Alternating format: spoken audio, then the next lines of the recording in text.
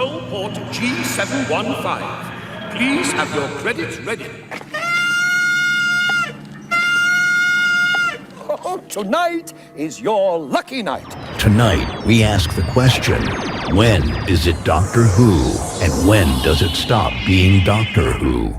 Do we need the scares, the science fiction, the gadgetry, the Britishness? Our media insider blasts the tone of the show and the content. Do you know when it feels very Doctor Who? Do you know the moments it feels like it has transformed into another show? Oh, honey, I don't think so. Trigger warning. This show is not for the faint-hearted. Braveheart, Tegan.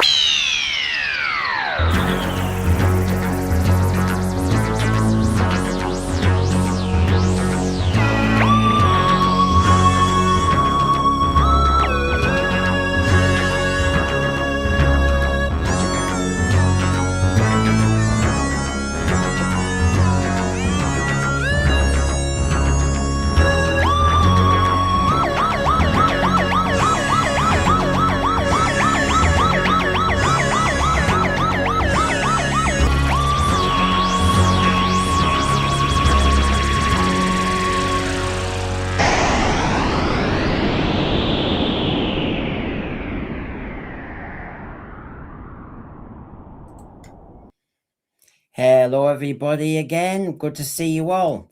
It's Saturday, it's 10 p.m, it's not Crackerjack, and this might not be Doctor Who, according to my well-connected, well-informed, highly successful TV producer, media source. So we look at the latest from my source after my rapport with the source, and we ask the big questions tonight. What is Doctor Who? When is it not Doctor Who? What is the right tone for the show? Every Doctor Who fan worth their salt has an opinion on this, so get typing in that thread. I will grab your comments as much as I can, but remember the super chat for the Who Pets will capture their greedy eyes. Not long either now for our season 21 Blu-ray giveaway too. It has to be done this month, so keep your eyes peeled. It's not tonight, don't worry, but do make sure you are subscribed and have a UK postal address to qualify. There you go. Some of the admin out the way there. So yes, we're looking tonight at the latest from our source. I know you love it, and I'm here to kind of supply the goods. So he really, I think when you tuned in last week, was it last Wednesday? He kicked off, didn't he? He really did kick off, and he continued. It wasn't Doctor Who, and he goes into lots of detail about that. So we're going to have to obviously talk with my friends about what makes Doctor Who. We're going to have to talk about, and by the way, Atom, who we all know on Twitter and various places, he posted in response, and we'll explore what he said. Because look at this, he goes, when it comes to my love of Doctor Who, it's about the science, Brendan. It's about portraying the Time Lords in a positive light. We'll look into more detail, and there's a lot more from him as well. So we've got the source, we've got Atom, and we've got my pals. And I've got a few other clues to go into here. We haven't had him on for a little while. Here's Jeremy TARDIS Travels again. Good to see you. Look at him. Hello. You're right. Just looking for my free badge. I think it's... Oh, yes, I've got it there. Bessie. Look at this. Do you know what? He's always delivering. He finds he's at the back of his skirting board. I don't know how he does it. So, 56 years late. Oh, God. Well, I wouldn't have 55 years late. I wouldn't have any of them. Let's see if Christine in Dallas wants a sugar puff. Sugar smacks. Good to be here. Yeah, I won't give you a 56-year-old series. And that won't help you at all. Here's one clue for me, by the way. When the sonic screwdriver started becoming a gimmick, a toy, and a gadget just to sell, you know, to the fans out there who've got more money, you know, the cash cow keeps delivering. This is also another reason why it stopped being Doctor Who, because it was a sonic screwdriver with Patrick Troughton, wasn't it, Jeremy? Yes, it was just an ordinary screwdriver. And but I mean, the toys came out before, sonic screwdrivers came out before character options. Mm-hmm. There was a plastic one which made a noise. I can't think of the company that made it, but that was a few years before character options.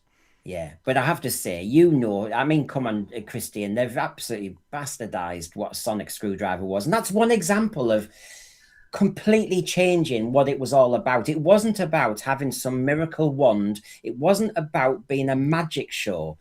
The Doctor used his guile to solve things, and it had an element of science behind it. It wasn't a wand.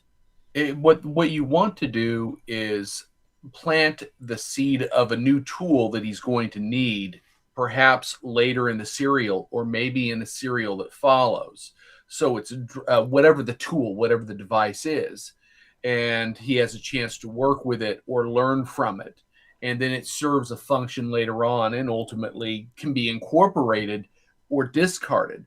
The problem they had with the sonic screwdriver is it was so easily transformed into a magic wand to serve every purpose under the sun that it became a get out of jail free card. And it prevented writers from writing smartly, which was a problem.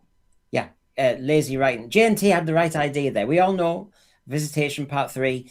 As Graham says, J&T had the right idea with the Sonic. I thought it was making things too easy, and on the new series, it got absolutely ridiculous. And so there's my little clue. Go on, Jeremy, you want to say? I was going to say, but I mean, the Doctor can just go back in the TARDIS and make a new one. This is it. I mean, I know William Hartnell's TARDIS had a food machine, but now he's got a coffee maker. And what's this with the latest lots of Doctor Who, where basically when he regenerates, he thinks, I'll do a self-destruct of the TARDIS, put it on a crash landing course for Earth. How is that a clever idea, you prat? You know, that it's a stupid plot device. You know, John Pertwee had it all wrong, didn't he? He should have gone into the TARDIS and blasted the windows out and destroyed units just to be a precious diva. There you go. Problem. But that's what's great about the show, is of course the gadgets, which I think most of us like, and the different variations of them.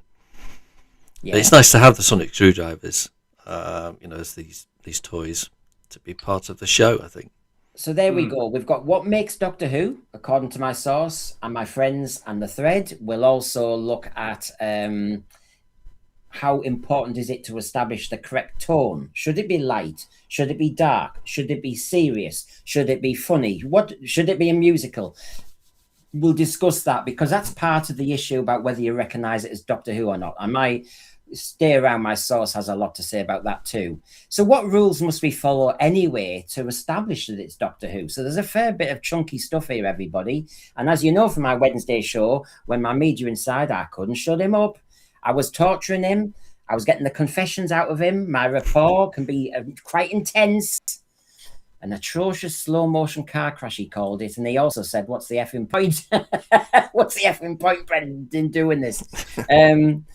I mean, did you see that, Christian? He wasn't holding back. Yes, he basically told it like it was. It's what we want, isn't it? Actually, when you stop and consider everyone that talks in euphemisms, they're not willing to say what they really think. It's kind of refreshing when someone just calls it what it is. Yeah. So here we go, everybody. I hope you've got what you need for a bit of entertainment. We've got the panel, we've got the source, we've got the clips. Oh, there's other clips from all. I covered nearly every decade or so, I suppose, of Doctor Who tonight, so don't you worry. So what has my source revealed in his confessional with Brendan? When I last tortured him for intel, when I last enjoyed rapport with the source, what did he give away this time? YouTube is melting with everyone pondering, thinking, sweating over who is the source. Be allowed to make contact with the source. Prepare for access to the source. Therefore claim rapport with the source, so that you may make your judgment. Oh, the rapport with the source. Oh, it burns my brain. So here we go. What makes it Doctor Who? Oh, he started light. You know, now and again I say, how are you doing, source? And he says, what makes Doctor... No, he get kicked off. So here we go then. And this might trigger you. I did warn you in the pre-credits, everybody. This might trigger you at various points. I can't cover everything. So here we go. This current creative team on Doctor Who, the people who make it work very hard. They're very talented. The camera crews, the grips, the lighting, the scene painters, costume, catering, sound, editor. All of these people at the coalface are very talented, hard-working people. I sense a book coming. But there was obviously a problem from the leadership of the show. And I tell you what, there's really tasty stuff coming. But Jeremy, it is disgusting because I think what the source is saying is fair dues. There's a lot of really creative people always involved with Doctor Who. I think of Matt Irving in the past, etc. And it is such a letdown if the person at the top takes you in the wrong direction, like the captain of the Titanic. Absolutely. And then, of course, when you look back at the program and you think, do I want to be involved with this in future programs and future shows? And a lot of people will say, I want to be working on something completely different, which is a shame because they're going to lose a lot of talented people. Well, the other thing is, Jeremy, you might lose the blooming job. If you're working for Bad Wolf and you lose the contract, or there's less episodes of Doctor Who, or there's less... That's the thing. Yeah. Less episodes of Doctor Who in production. Although a lot of us might be arguing, like my source, when was the last episode of Doctor Who proper? I mean, Christian, what do you make of what he's just said then? It's the leadership. He's let down. RTD might rant about bloody censorship, and he might rant about, now and again I have to behave. But every decision he makes can decide the futures of loads of people below who are really talented. And personally speaking, I do know they're talented, and I'd like them to stay on my Doctor Who program. Well, you're right. And the source is right. The leadership is critical to making sure that the ship runs smoothly. If the leaders, and we know who the leaders are in this case, are making decisions that are to the detriment of the program, they damage the program, they damage potential careers for the people on the crews that are reliant upon this, and they damage the overall public perception of the program as a whole.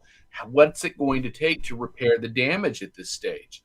If he had been leading properly, doing what needed to be done to make Doctor Who, we wouldn't be discussing this. No. So Farsight, he's got in early with his generosity. If I was a showrunner, Doctor Who would take its inspiration from the name of a short trips collection, A Universe of Terrors. So I'm taking from that Farsight, you would go dark, dark, dark. I don't blame you. Dark, dark, dark. Let's just feel a bit dark, dark, dark for a second. I think we're dealing with people who are not from this planet. What did you say? Someone who's not used to the Earth's atmosphere.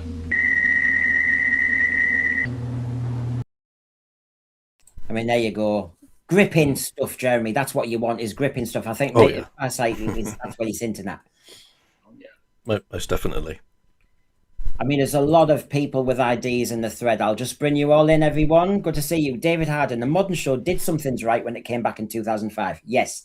And I think David Harden, to be very fair, my source is talking about since 2023. So RTD2, definite. Not talking about the earlier era. There are things that they still do now that I believe really misses the mark. And I think this is where we're going to be cruising tonight. Although we will always dip back into other areas of Doctor Who to actually mark where it was good and what it should be repeating. Simon McCoy, and each producer wants to make it look amazing as it ties to his era. There's an element of ownership, I feel, sometimes. They just want legacy. Everything's about legacy. Just do a bloody good story. Your legacy will speak for itself. Bill Silver, what RTD gave us was definitely not Doctor Who. Well, we'll pin that down, Bill. Don't you worry. We'll extrapolate. Matt the Silent, no longer silent. And my Doctor Who musical episode was a version of the show starring a teen girl doctor and teen companions. What? Oh, you're going to have to tell me about that, Matt the Silent. Your musical? What are you doing? Mint. The sonic screwdriver became a plot device to create easily resolved jeopardy. It didn't save time. It just added extra filler. I still liked it when the Doctor was stuck behind a door. He couldn't get out of the caves of Androzani's prison cell, could he? He was stuck there. He needed good old Shara's Jack to kind of sneak him from behind the scenes with a little android. Aye. I am your servant. They're not very talented. I believe my eyes and ears. I think they have creativity. I mean, if you look at some of the actual sets, if you look at some of the imagery, if you look at some of the costumes, the production values I've not been unhappy with. It's just then you feel so sad that what's put in front of the screen as content, as a plot, is lightweight. After now, I found the behind the scenes programs better than the stories. Well, until they opened their gob and they said, Yeah. hey, the by-generation means everybody, yeah, you know, all that stuff. So that's the start for 10. It's a leadership problem. I mean, who decided for a second? I mean, honestly, Jeremy, you're back. You're the showrunner for Doctor Who in 2023, and Disney are throwing you 100 million just to start you off. Would you have started with, and let's be honest, he started with Destination Skaro, a skit, and it was in The Unleashed that he said Davros can walk. He's had a Lazarus moment. And then you got the Wraith Warriors, and you got the Beep the Meep from the comic strip. Then you've got this Wild Blue Chasm. Is this where you would have started with Doctor Who with money? No. I would have had a hook in terms of I would have brought the Daleks back for the first episode, and then you could have had just ordinary, episodes. You didn't have to bring all the monsters back. But if it's an important season, then I would bring it and make it a monster season. So in a way, do what they did with Power of the Daleks. You've got your first regeneration. Yeah. Have the Daleks there as the big jeopardy. Really go for it. Yeah, or make it a Cyberman episode or an Ice Warrior episode or Sontarans. They got, the stuff is there. The plans are there, the format, the formula. All they need is just good story writing to add in, and you've got a good mix. You've got a great recipe. I'll ask you the same question, Christian, but I'll just fit in Bungle Bear and a couple of us. The title of this episode sums it up perfectly. The past few years have been RTD retreading ideas from his greatest hits. So in other words, we're not getting new stuff. Dirty Davros, good to see you back. I love that name. I was laughing about your name the other day, Dirty Davros, in his little commode. He must have been. He's the big stink, isn't he? BBC Studios needed an international streaming service to secure hundreds of millions of pounds in loans. So it was sacrificed in the name of diversity for cash. I tell you what, I just don't know where the money went, because what a waste. To get it's like a once in a lifetime moment for Doctor Who, and it was just splundered on all the wrong things. We didn't need a cartoon episode. We didn't need to see every villain had a slightly different character mask. They could have all looked the same. We could cope with that. Simon McCoy, all that work to create something that looks good on screen is wasted by the poor plot and dire actors. They cast some good actors, though. There were some bloody good actors in it. You look at the 73 Yards episode, the top Welsh actress, for example. It's shocking. It's embarrassing. Tara, RTD doesn't like Doctor Who or sci-fi. He likes being gay and boring about everyone about it. And talk. He's turned into Bill. Hasn't he? I'm a lesbian. Yeah, I know.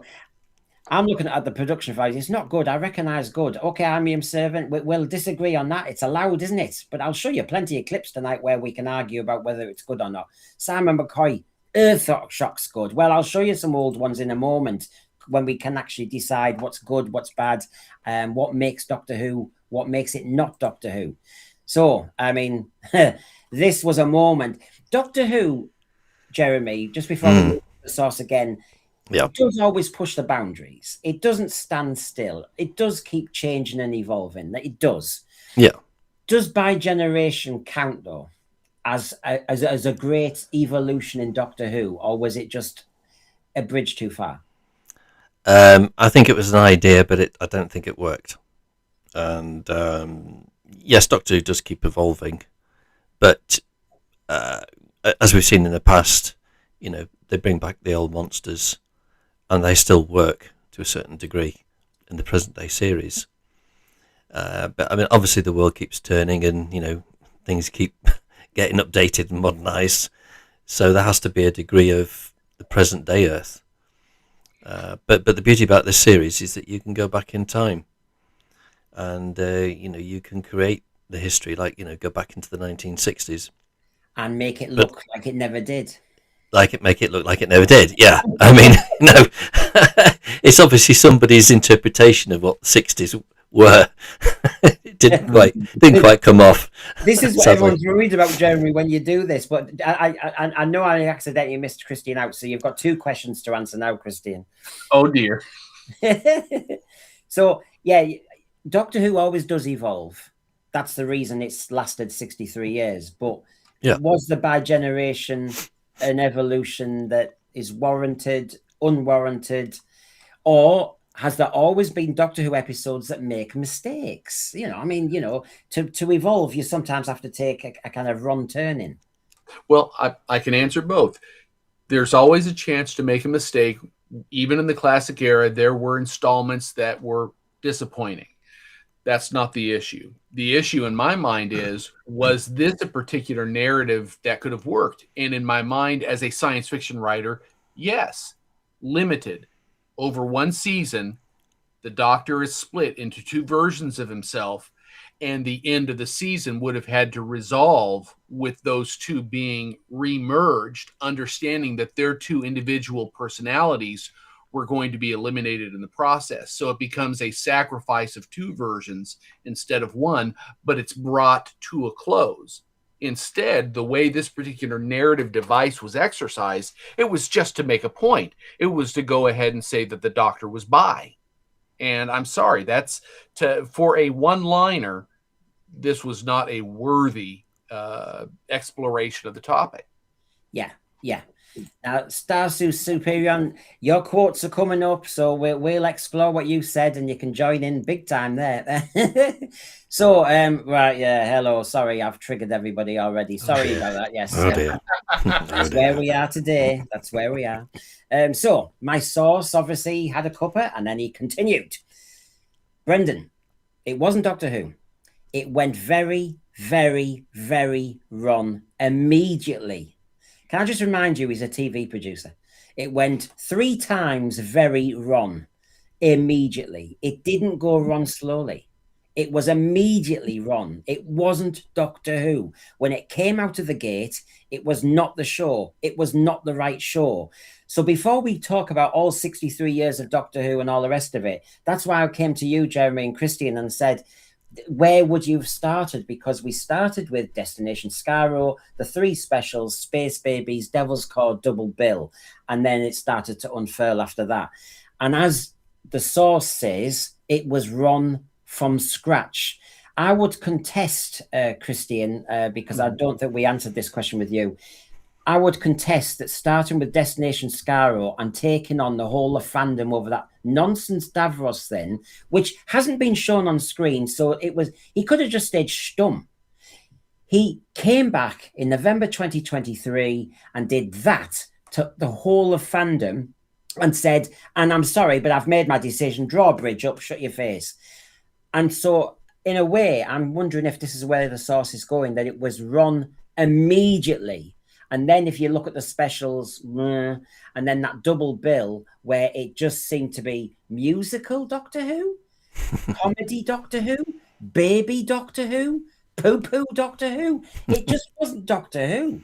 I mean, Christian, do you think this is where the source is coming from? I think that's exactly where it's coming from. The very first shot out of the gate, RTD was at war with fandom. I think he understood there was going to be a lot of pushback. And he was more or less preemptively volatile and combative, because he's going to say, I know you don't like it. I don't care. I like it. This is my personal I own this. It's mine. I get to dictate what it is and what it's not. You don't. Suck it up.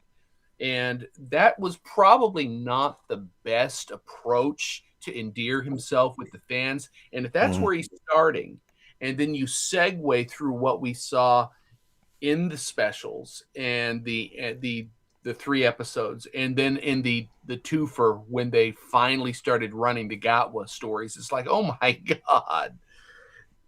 All you needed to do was say, I am Gatwa from the planet Rainbow. Let me exit my magical mystery sphere as I visit Earth for the first time, give it a different title, and people have said, okay, he's making a point. He's got a new sci-fi show about a guy who can travel in a disco sphere and visit different worlds. He's but got it's a not magic. Doctor Who. Yeah, he travels around in his trans-dimensional underpants with his magic wand. I mean, that's basically, in essence, was what was happening. And he can arrive out of some other backside of some other human being. It was very weird, I have to say. I mean, I'm not sure where RTD was going with this, but it was very worrying. If you really deconstruction of the bygeneration. David Frame, thank you very much for being so kind. I'll have to be kind back, of course. It's my way. And since we're triggering you with various content, David Frame, you've been very kind there. So what we should do is go back to when maybe I think it was much more Doctor Who. Do you want a bit of that, David Frame? I think so. Half an hour before reporting the crime. Have I been ill? Yes. But your memory's a bit hazy, but it's only to be expected. And has the process harmed him? Doctor was wondering about Mr. Kettering's medical history. Kettering's lungs were full of water. He drowned in the middle of a perfectly dry room.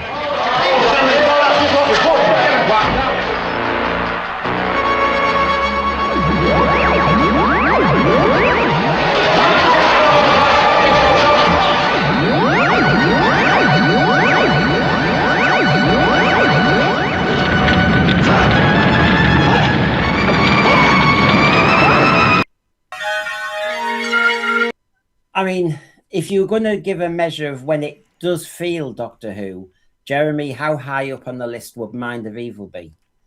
Well, pretty much 9 out of 10, I would say. It still frightens me to a certain extent because I'm thinking back when I was a kid, about 7 or 8 years old, remembering watching that. So yeah, it was quite scary. You had a doctor in charge, but who would be in jeopardy. Yeah. He wasn't Jesus. It had a grittiness in those days. I mean, you're in a prison. You've got this experiment, this machine that's out of control. You've got all the fears that humanity face, like fire and drowning and everything. I mean, Christian, if we're saying what's not Doctor Who, and we're going to argue or agree with the source, how high up on the list would Mind of Evil go on what is good Doctor Who, would you say? Again, that goes, I agree with Jeremy. This is a 9. I mean, it's excellent. It puts the Doctor in jeopardy. Just watching a few clips brought back memories of the sheer anxiety, the sense of stakes that the story was creating. Did you ever feel there were stakes when we were watching Gatwa Who? Ever? No, well, I mean, John Pertwee obviously was conflicted by the machine. He had to look in jeopardy, and we all know how he would do that. He didn't cry, though. No. But he did look stressed. I mean, we know that when Joe Grant came in the next episode, he was stressed. The Doctor had been scared. Yeah, it's the stuff of nightmares. Well, I would theorize that if that had been a Gatwa episode, the fellow who drowned in an empty room, he probably drowned on Gatwa's tears. And then they'd do a spin-off with Rogue and Homer Aqua and the Sea Devils, and then he'd grow little gills and it could go very Man from Atlantis. Farsight, how could it be right when the main character bore no relation to the Doctor? I think we might come to that, Colin. Don't you worry. Simon McCoy, that is the problem with allowing an outside studio like Bad Wolf to run and produce it. Yeah, is Cardiff so far away from the BBC, or is it just far enough away that the BBC don't have to keep perusing the scripts and overseeing? Because a lot of people in the thread have been saying, did nobody have oversight of this? Well, we know they thought that the guru was RTD, who was the custodian of the show. David Harding, I agree that the show went wrong immediately. After coming back for the Star Beast, after 2 years away, by the giggle, I knew there was nothing to look forward to with the Gatwa Doctor. You could have introduced the Gatwa Doctor an awful lot better. I mean, Jeremy and Christian, the underpants thing, the bygeneration thing, why you needed a semi-naked 15th Doctor compared to a 14th Doctor fully clothed, why you needed a broken 14th Doctor, why you needed a fantasy TARDIS. I could go on, but the giggle in the last 10 minutes absolutely obliterated my whole understanding of Doctor Who. Mm. It did, and a lot of people have discussed this previously. If you're going to be fair to the new doctor, the doctor needs to be the only doctor on the stage, more or less. You shouldn't have done the bygeneration, because by keeping Tennant present, you basically damage the entry, the ownership of the role for the incoming actor. So unless it was to serve a narrative function and not a piece of identity politics, that was the wrong way to go. Yeah. I mean, I've got Star Superior in here, which is Atom. Yeah, you're 6 slides away from glory, mate, because you're coming up soon. Doctor Who used to be something fans could look up to as a science fiction show. Science fantasy, maybe, but Classic Who was always more grounded, I'd say. It gave children a purpose to strive to. While we're making this judgment, I've just gone very strong about the specials and the giggle, for example. Were there moments, Jeremy, in Classic Who when you watched as a fan and you thought, this is not, I don't like this. I hope this is just a one-off story. Were there times like that? In classic Doctor Who? Yeah. Well, probably in the John Nathan Turner era, there was probably a few stories that were like, Yeah, Time Lash comes to mind, which is a shame because H.G. Wells was apparently in it. But H.G. Wells was such a drip in that episode. Season 18, I did have a wobble. You know, I mean, you were so used to the way Dudley Simpson did it. You used to a tone and sound and feel of a show. And then suddenly season 18 was I know some people absolutely adore it, but I had time to warm up. I hadn't warmed up during Meglos. I hadn't warmed up during Warriors Gate. It was a whole season that I held on because I knew Tom Baker was leaving. And if Tom Baker wasn't leaving, I just wonder whether I would have still been watching the show. So being honest, season 18 was a wobble for me, everybody, because I wondered if this was Doctor Who. Because when we argue about it looking too Disney and too polished now, and it's unnecessary, the jump from season 17 to season 18 felt like that to me. It felt like BBC in-house drama, season 17, to a bit too polished. Is this really Doctor Who? Although I knew it was up against Buck Rogers and I knew what it was up against with some of the American shows and it needed to up its game. But I'm just being honest. I mean, Christian, was there a moment in Classic Who where you thought, this isn't the Doctor Who I know and love? I had a couple of misgivings early in the Colin Baker run and early in the McCoy run, but everyone knows exactly what was happening behind the scenes that was changing the tone at that time. I think both actors were able to acquit themselves well in their interpretation of it, and I grew to appreciate what they offered. But when they first rolled out, for example, there was a comedic turn, a kind of campy turn to the McCoy openings that I had some questions about. But here's the thing.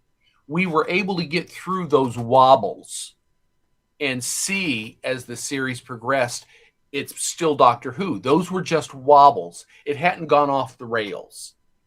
And sometimes it was just a story. You know, there were stories that you thought, oh, this hasn't won me over totally, but then the next one did. Yeah. So, you know, that was a classic season. So just to remind everybody, if you keep that slide, that's the key slide at the moment, really. It went wrong immediately. It wasn't slow. It was immediate. It wasn't the right show. Now, knowing that that's what's been said, there's a lot of people in the actual thread who've got opinions. Tommy Ting Tong, when Rogue came on, I made sure my kids stopped watching this. This is when family said no, and it just had the wrong vibe. And that's a decision for every parent. Yeah. I know that we're trying to do a Bridgerton, but Bridgerton's not Doctor Who. And while Doctor Who in the 70s under Hinchcliffe tried to do homages to certain Hammer House and horror, they didn't change it from Doctor Who to that Hammer horror. They adapted it to Doctor Who. And what I thought with the Rogue episode is they adapted Doctor Who to make it Bridgerton, romantic slushy crap. You know, it wasn't right. Zach Whitten, the source is right. Things went badly wrong from the start. Basically, here's a load of money. We're not going to oversight it because it's your kind of celebration of the 60 years. You do what you want, and then please launch it for us at Disney after that. And it just went absolutely kaput. I think it went badly wrong when Chris Chibnall took over. Mm-hmm. That's when it went badly wrong. And certainly when the Timeless Child came in that particular episode, then yeah. Oh, well, the source might shock you about Chris Chibnall, because he has some things to say about the tone later on, and Chris Chibnall is referenced.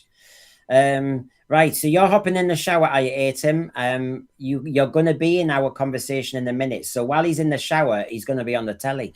That's right. Remember when Davey sat down to tell the fans who were worried about Disney, I'm here to tell you it's still Doctor Who? Liar.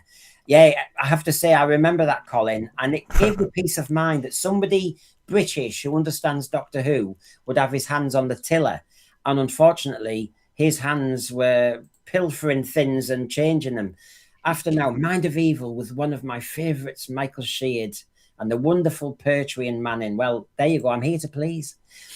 Simon McCoy, the very worst mistake they made was casting Capaldi, who was superb, but out of place in the modern era, when the audience was now used to a younger and dashing Doctor. I think you're right, Simon, that he seemed to be a throwback. We loved it because we could see it was Pertwee-esque, it was this, it was that. But we'd got used to this kind of David Tennant, whiz-bang wallop, I'll play with my hair for a while kind of Doctor. I'll be a little bit egocentric. I'll be a little bit in love with myself, Doctor. And that's why, unfortunately, you got a very Pertwee-esque Doctor saying, am I a good man? What a strange misfit that was. Can you imagine Pertwee saying that? Unbelievable. He'd say, how dare you, everybody in Peladon, shut your faces. How dare you? Is this the Galactic Federation? He'd freak out. He wouldn't be saying, am I a good doctor? Joe, I know I nicked all the crisps and I nicked all the cheese and I nicked all the wine, but am I a greedy bugger? I mean, it wouldn't happen, would it? We don't want a maudlin, questioning Doctor, for God's sake. He might have a stupid question mark on his costume, but can he not ask questions about himself? Dear me. David Hardy, and unfortunately, the Doctor now having unlimited regeneration kind of takes us away from the sense of genuine jeopardy. I know, as soon as, I mean, I think it was Robert Holmes who set the bloody 12 in the first place. I mean, you know, you can have genius who then makes mistakes. Making that number to just get Peter Pratt to be a decaying corpse of a master was maybe a step too far in the end. Bill Silver, the whole of Rtd's second term as showrunner was just a succession of wet dreams from an arrogant individual surrounded by an army of sycophants, and the signs were there from the start. Davros Gate. Well, it was Davros Gate. That's what I've kind of called out as the immediate moment. I just thought, what the hell is this? And that double bill of Space Babies and Devil's Cord. By the end of that, I think I'd aged. I really did think I was ill after that. I'm saying I can remember your early hopeful videos before you saw it, and then you saw it. Your demeanor changed. You know, I gave up in the end. I gave up after Devil's Cord. That was it. Didn't we all say that Doctor Who was escapism? Doctor Who was our fun, our pleasure, our guilty pleasure sometimes, because most people did other things. And you just thought, do you know, I've now spent a double bill during the Devil's Cord and Space Babies actually shouting through my favourite programme. Shouting at the telly. Looking at Jamie going, when does Doctor Who start? What is this? What am I supposed to say? And just freaking out. And actually then starting to panic that, what will the British public think of this crud?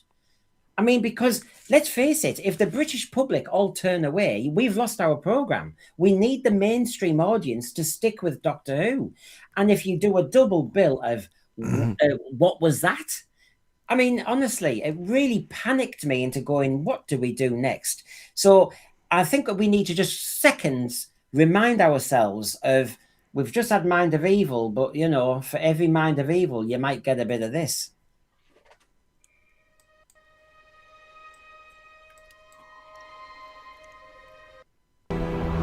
Hey, we did it. But how many died down there? You can't save everyone. Why not? I've got you. It's okay. You're thin as a pin, love. Our whole lifetime. That doctor, put on trial, exiled, key to time. All the people we lost. But the Time War, Pandorica, and we didn't stop for a second. I'm fine because you fixed yourself. We're Time Lords, we're doing rehab out of order. We keep on going. But I could never let the TARDIS go. It would hurt. Yeah, but...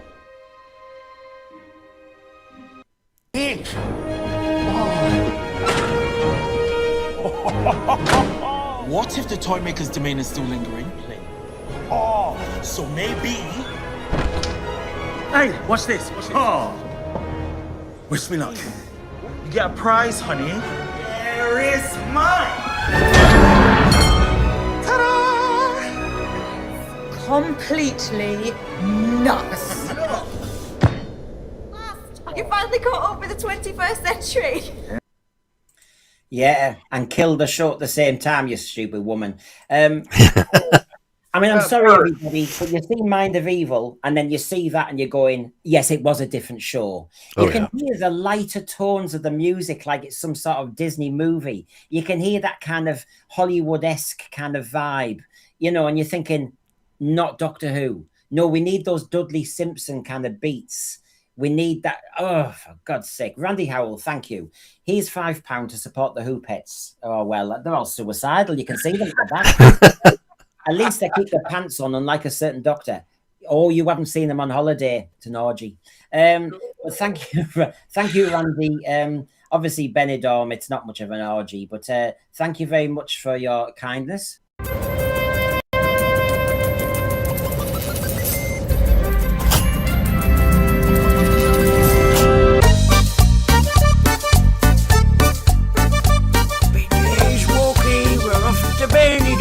With your good,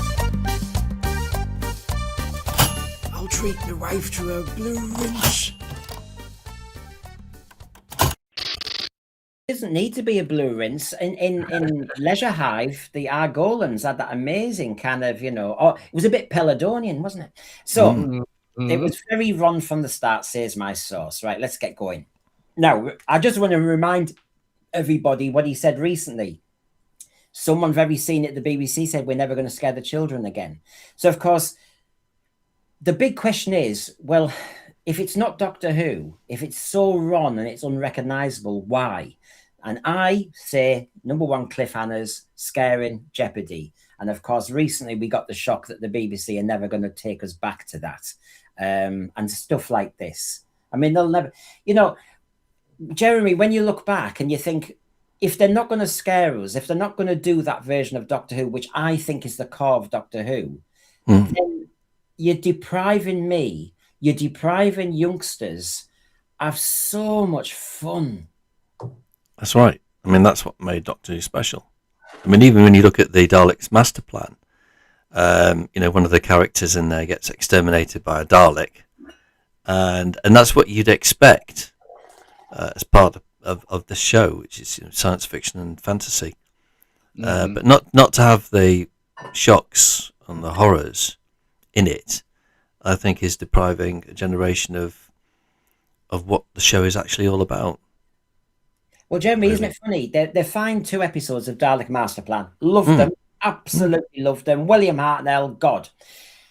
But now everybody's saying, do you know what? Please, can you find episode 12? Why are they wanting episode 12? There's some gruesome deaths in there, and that's why everybody wants them back, because they surprised them as kids, they gripped them, and they made this show so bloody cool.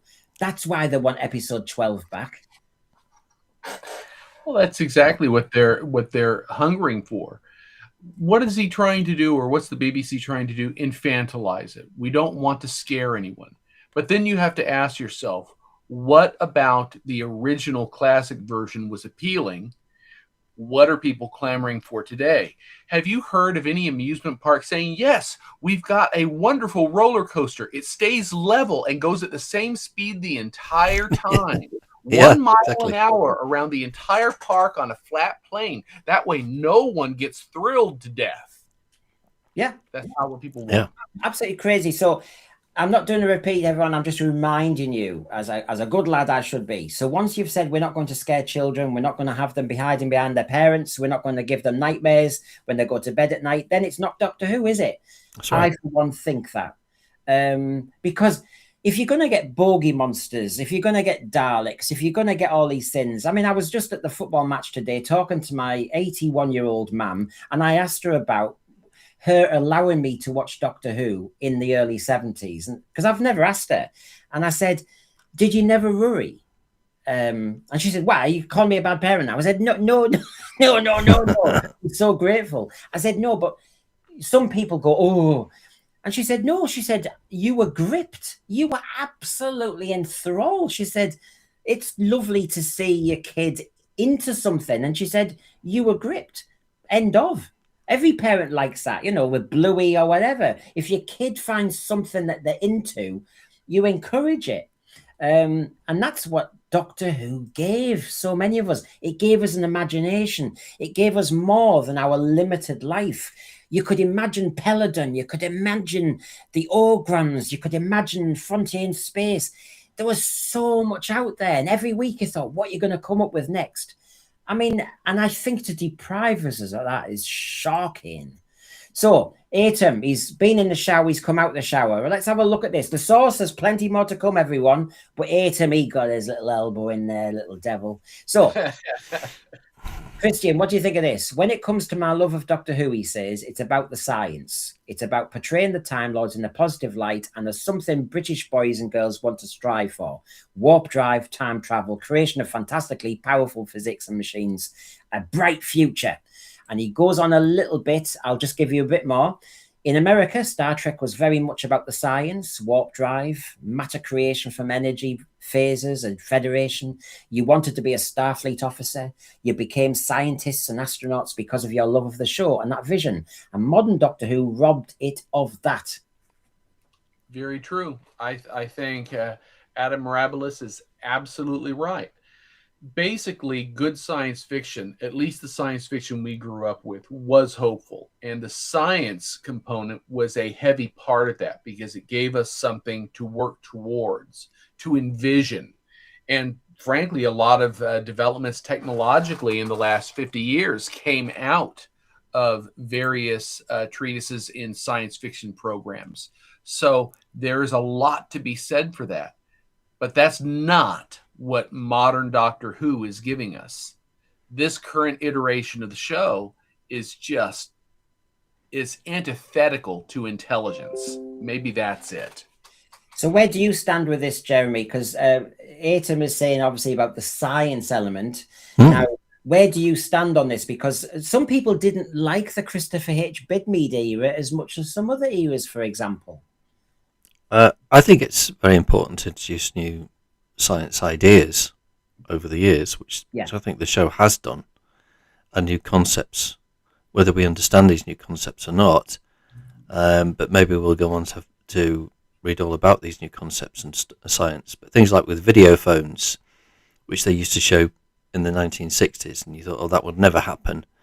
And, you know, look where we are now with phones today and communications in terms of, you know, speaking to people across the pond, you know, in real time. So, you know, a lot of all these things have happened, and of course were being shown on the TV program at the time. And I mean, Terror. If you think of Greta Thunberg, that's all because of Terror of the Autons. Oh yeah, no, Terror of the Autons was all about plastic, wasn't it? And it was all about the danger of plastic. And of course, you just jump a few decades, and we've all got the generations now who are panicking about everything in sight. And of course, all the plastics out there. So Terror of the Autons was ahead of its time. But I suppose what you're really meaning is Jerry Davis, the Cybermen, for example, in the 60s. That was great science. and it was then turned into almost body horror, but it was great science. I mean, you just have to watch the Invictus Games. You only have to watch certain events with certain people with lost limbs and that, and they've got bionic limbs really now. There's an element of that going on. People have pacemakers, this, that, and the other. Cybernetics, you could say, is here. We had Cybermen. The Americans had the Bionic Man, who was only worth $6 million. Cheap as chips, as David Dickinson would say. Zach Whitten, Doctor Who was all about hiding behind the sofa. If the BBC aren't going to scare the kids anymore, I think I'm going to be revisiting Classic Who from now on. And I know, and I'd rather hide behind the settee than shout at the telly. And they've just made me shout at the telly. I'd rather just sit there and be entranced and just enjoy it. Me and Jamie were watching episode 3 of series 3 of The Capture, which is like a spooks type BBC drama. And we're just catching up on it. And there was a moment when somebody was just tasered, and it was just so well edited that we both jumped. And we still all want that as adults. We want those moments when it's like when you're in the cinema, you still jump, you're surprised. And with Doctor Who, you've got that added element, like Atom's saying, where you can add this science element. You can extrapolate things into the future and show how horrifically things can go wrong. This is what we all want. And he continued, modern Doctor Who shat itself. So a feminized lead character and a fantastical nonsense. Or worse, you had to look towards Kurtzman's Trek, and return the form is very much needed. Pure science, strong male lead, strong female companions, good Time Lords. By making the Time Lords corrupt and evil, reducing the science to magic, and making the character cross-gender, it stole a vital part of influence from little boys and girls. It took that vision of humanity becoming Time Lords and threw it in the rubbish bin. Outrageous. What do you reckon, Jeremy, to that? I think it's absolutely spot on. And it's too much sexualization going on within the show at the moment. And too much of... too much politicking. Mm-hmm. Yeah. And I think that they need to get back to proper storytelling and writing and well-rounded characters, and keep the plot moving, basically. You know, not slow it up with emotional scenes about, you know, one of the companions' boyfriends or girlfriends or whatever, which detracts them away from the main storyline. Is now, you know me, I'm pushing back on just for the sake of argument as well, but just to make it interesting. But that if you go back, I always go back to Day of the Daleks, where you had Joe Grant and the Doctor in episode 1 and episode 2, as I said, munching on some sandwiches and wine and cheese and discussing various sins. You could say that was a slow scene. It wasn't full of emotional stuff. It was full of some sort of discussion that might be useful for later in the plot. But maybe have things just changed, Jeremy, that what you're saying, we have these emotional scenes that are unnecessary now and slow down the plot. But we did in the old days have certain scenes that I love and I wish we had more of, where you had the companion and the Doctor talking, munching on a bit of wine and cheese and discussing some little bits. At least you didn't have Joe Grant saying to the Doctor, what do you think about Captain Yates? I fancy Captain Yates and I want to go out with him. What do you think? You know, so there's none of that. You know, I mean, originally there was going to be a kind of relationship between Captain Yates and Joe Grant, but that didn't materialise. but he probably said, "Yeah, fine, but don't go out with Sergeant Benton." That's why he ended up with that's why he had a nervous breakdown and ended up with Tommy in Planet of the Spiders. He said, I'm scared of women. Right, Tony Farrell. Scares are different to body horror. Eric Saywood, I feel, failed to understand that difference. Hence the backlash at the time, and John Nathan Turner being told to tone it down. It's always better to imply horror. How far was horror implied with Ark in Space, Seeds of Doom? I just wonder. Christian, where do you stand on what Atom's been saying? Well, there's a fine middle ground.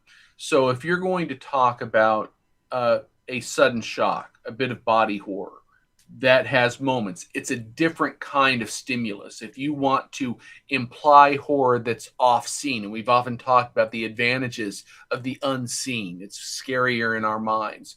There's room for both types so that you don't get pigeonholed into just a single type of thrill. The distinction is it's still consistent with the tone of the show. It's still consistent creating the stakes. What do you do with a nice soft moment like the discussion between Pertwee's doctor and Joe Grant? It's designed to build character. It potentially drops hints to something that's relevant later in the storyline. What's the difference between that moment and what they do in Gatwahoo? I've got to stop and talk about my feelings. Okay, we've run down the corridor here. I'm crying. Let's pause. I've got to stop and talk about my feelings. I can't do anything. Oh, I'm going to bolster you. Let's get you going. Oh, I need to stop and talk about my feelings again. The way it's utilized now, there's no forward momentum in the plot. It deconstructs the characters. A lot of these passages don't service the overall story. So there's something about the way they were able to put moments in the classic era that serviced both characters and plot that RTD seems to have lost the capacity to do. He seems to have made this strange connection with the companion that the Doctor, to survive, needs a 19-year-old girl to energize him. And it's suddenly, I can't cope without you. And I will big you up, and aren't you amazing now? And all this nonsense. Whereas in the past, Joe Grant just learned how to be a kleptomaniac and learned how to get into every bloody safe going. She was a sneaky little devil there. I tell you what, she'd be great in London now, shoplifting. Joe Grant, she'd get everything you want. I'd have her going. She'd be like my kind of. Yeah, here, Joe, go in that shop and get that telly. Away, you know. But she That was the thing. She just was off her own bat. She used her own guile. You didn't have the Doctor going, you know, I'm really proud of you. I must find out what, you know, I'm going to tell your dad. There was none of that. He showed affection to her, as in he was, you know, they got on well. That was all it was. And, you know, you see with Sarah, you know, look at the Doctor in Ark in Space taking her on in that shaft, you know, and then she's like, whoa. You know, there was none of this going, I believe in you, girl. You're amazing. It's good. Come on, sister. You do it, babe. None of that. He was riling her up. That's what it's all about. In the classic Who, it wasn't about everybody needed each other to be stronger. We could all be strong individually, by the way. Hello. We're all resilient. Whereas now it feels as though you're only resilient if you're as part of a team. That unit team are a bunch of drips. They all need each other.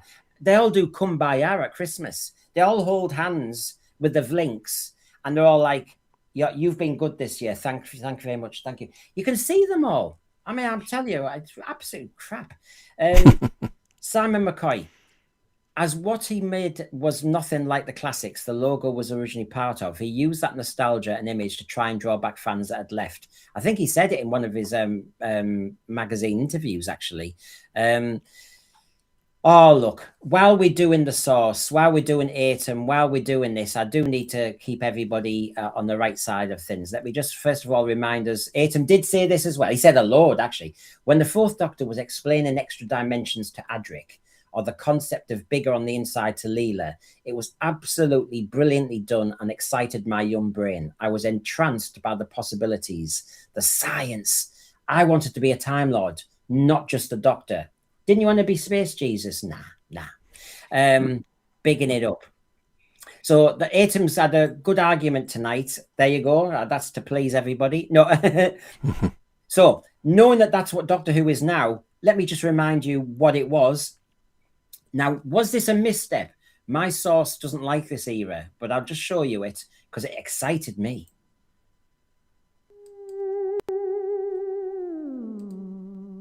A new season and a new series of adventures.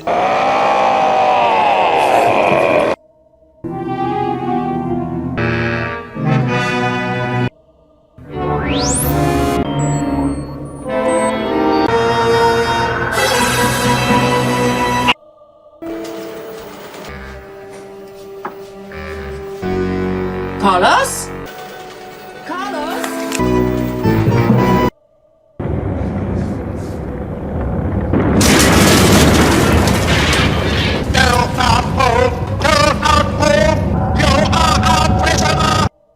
Or the doctor dies. 6 seconds, Romana.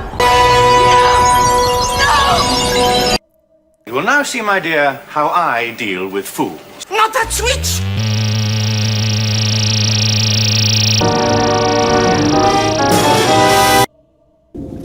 Hold it! He is holding a primed explosive system into scrap metal. Now, back off! Nobody's allowed to see Leonardo. Really? He'll want to question you. Well, I'll want to question him, sir. He'll be here instantly. What are you doing here? Exactly the question I ought to be asking you. Now I have you both. Now you're bound to be cooperative. Well, Doctor?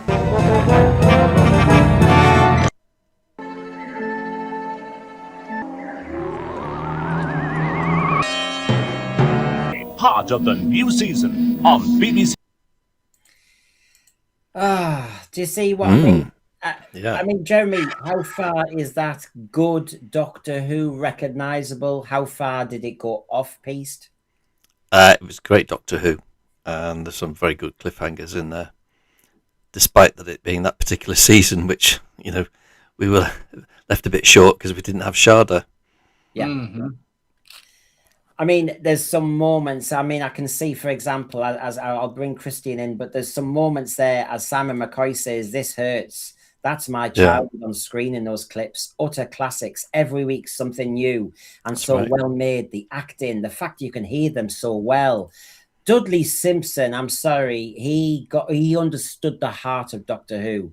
His beats are my childhood beats. It's almost like my heartbeat. I mean, Christian, when you see that, is that Doctor Who? I felt like I could finally breathe again. I was watching those and I was thinking, oh, thank God. Clips from something good. That basically brought me back to life. Yeah. Just comparing that with some of the clips we got from Disney Who, and it's like, oh, yes. I want to go back. I'm ready to hop in the TARDIS and go back to the late 1970s, okay? Send me. I'm ready to go. I think I've picked it for several reasons. It wasn't seen as peak Doctor Who or anything, but it had the drama. It had some amazing cliffhangers. Dudley Simpson's beats, as I said, there's some lovely cliffhanger music and crescendos and everything. But then you had classic Doctor Who ingenuity. As somebody said, Rob Fellow says, the Wolf Reeds. What a great little idea that was by David. The Wolf Weeds. I love the Wolf Weeds. Just clever idea. Weeds, but they're like wolves. Oh, yeah, let's put it in Doctor Who. And it makes sense. And they'll attack our little kind of mechanical dog, K9. Brilliant. Outstanding. This is what it is. Those little jumps of imagination that Doctor Who just fits so well. Only Doctor Who can have a police box that goes in space. Hello. It just works. So Wolf Reeds was right up my street. The Naimon, the Sacrifice, Destiny of the Daleks obviously was trying to get us back to Genesis. City of Death, amazing camp drama, really, but beautiful. And you were saying earlier, Jeremy, to go back in history. Well, let's go back to Renaissance Italy and Captain Tank. I can never say it. Captain Tancredi.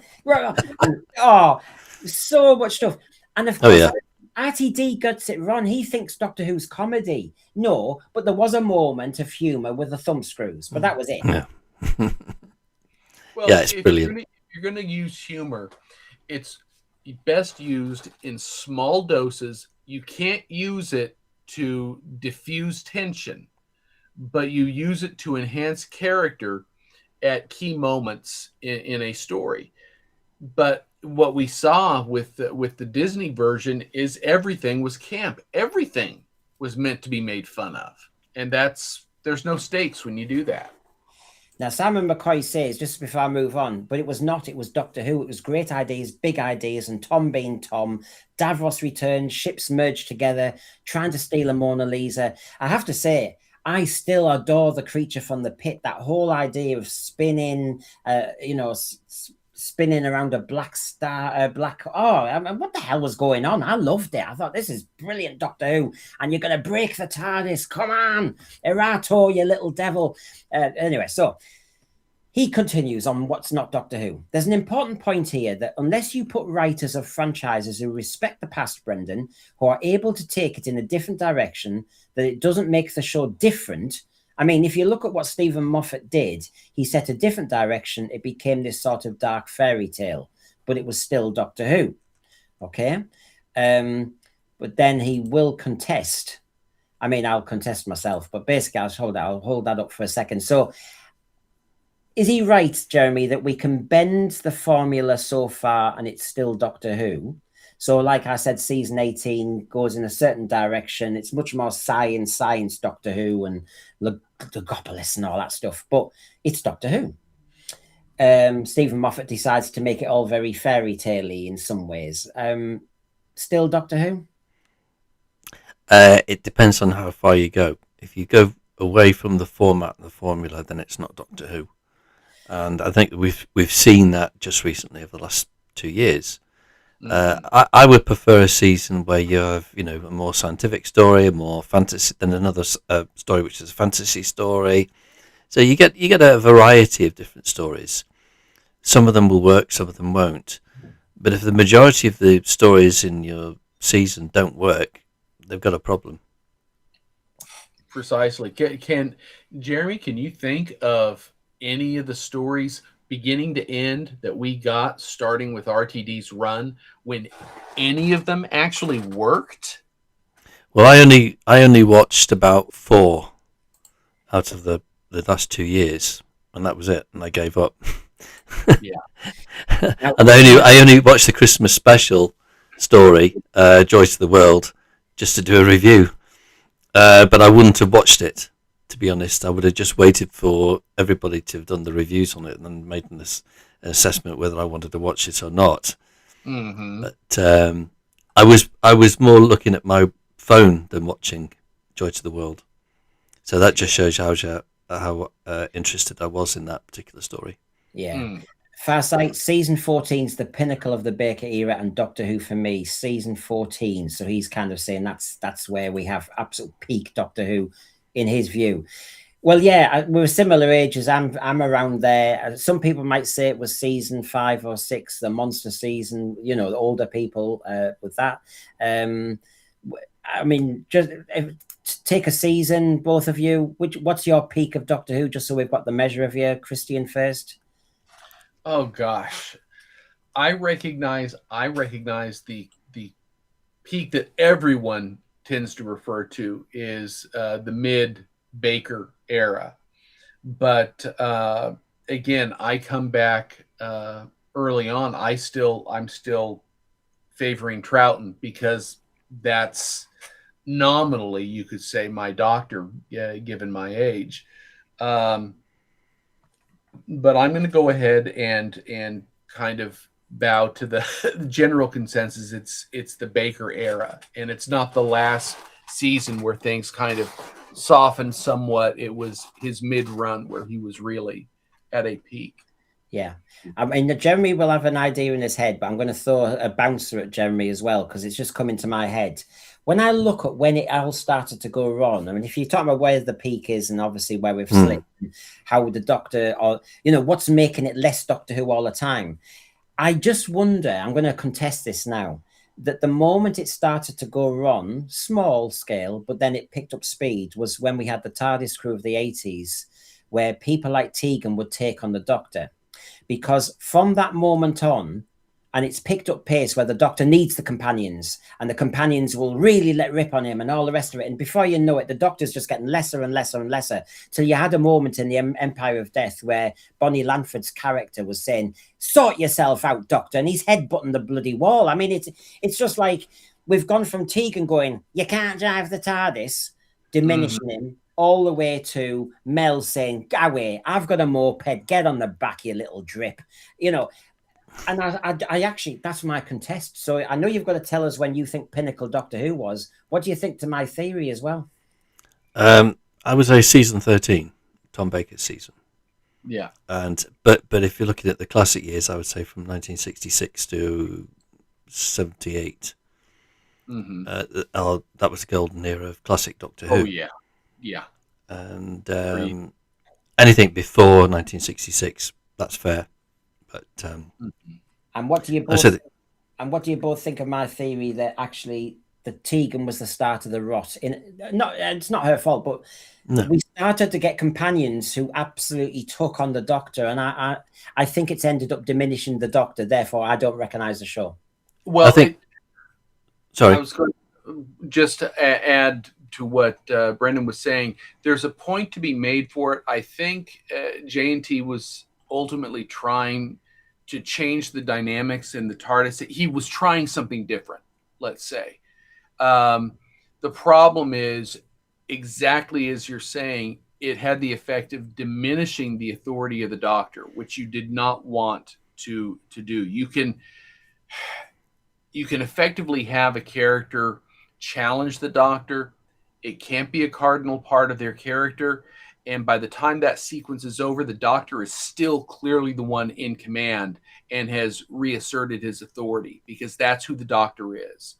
And they kind of lost that trick early in the 80s, and it kind of went on a subtle, it wasn't a calamitous dive, but it was a subtle decline through that era, which was unfortunate. I mean, partly, Jeremy, I think the 80s crew was supposed to emulate the 63 crew, because Barbara and Ian took on the Doctor, but it was a different dynamic because they didn't know who the hell he was at all, and he'd kind of kidnapped them. Now, obviously, Tegan had stored away kind of thing in the Gopolis. I don't know. I'm trying to be fair, but where do you stand on this? I do think it was the start of the end. Well, it's funny you just mentioned Ian and Barbara, because that's exactly what I was going to say. because yeah, they're the first companions that question the Doctor in everything, and almost stand up to him at times. And so, yeah, I don't have a problem with that. Funny enough, I think where it's gone wrong, I think, is certainly over the last 9 years, without a doubt. I've started a war with Canada. Me and Donald Trump are like that. Poor Brendan. Tegan being the start of the rot, them's fighting words. Tegan was absolutely necessary in the Fifth Doctor era because everyone else on the TARDIS teams were introverts. Well, I'd add one thing to what they're suggesting. Barbara and Ian were both working, mature professionals. The companions that followed the Fifth Doctor were very much his junior, and maybe that's part of the dynamic that creates a problem during that era. If they were 40-year-old school teachers, maybe it would be different. Yeah, I mean, Nyssa and Adric seemed to be too juvenile. You could have blended them as one character. You didn't need three at all. Now, I'll just do this point, and then we've got a surprise guest. Oh, you can't keep him back. He's a sweat. Tony Farrell, going back to Christian's point about balance, Barbara was perfectly capable of tearing a strip off the Doctor, Aztecs and all that. But this developed into a genuine friendship.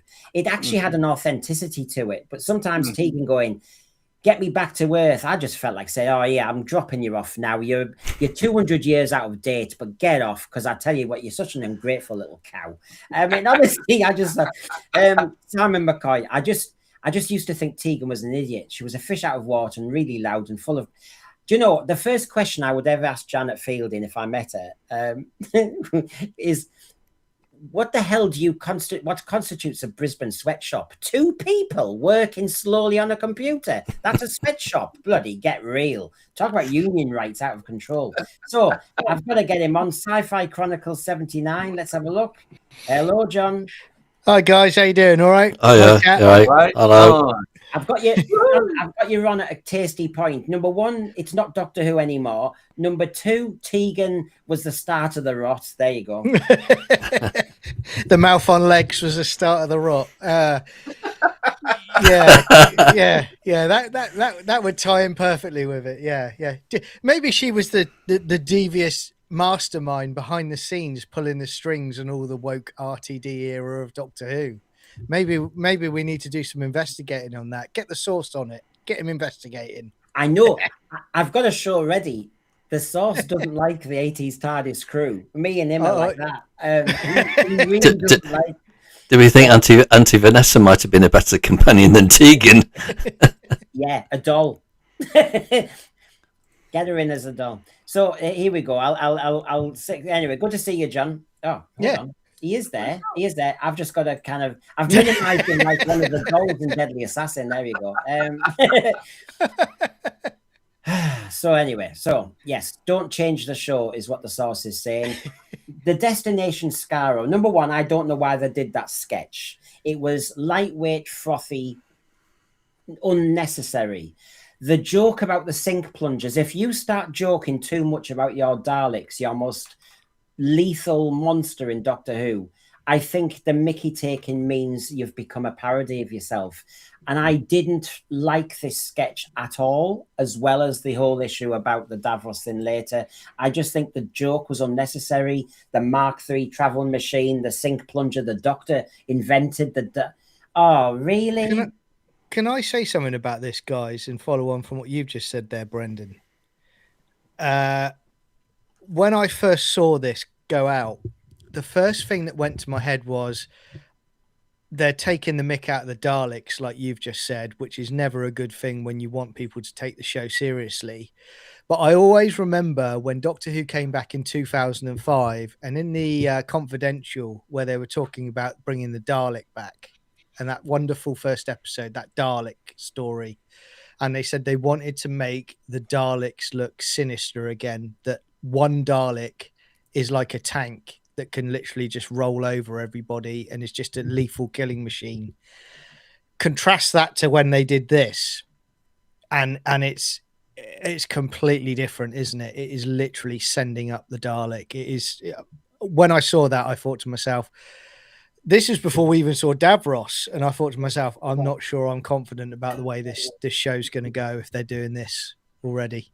Yeah, because there's enough Doctor Who fans out there. You know that they say that the Dimensions in Time was canon.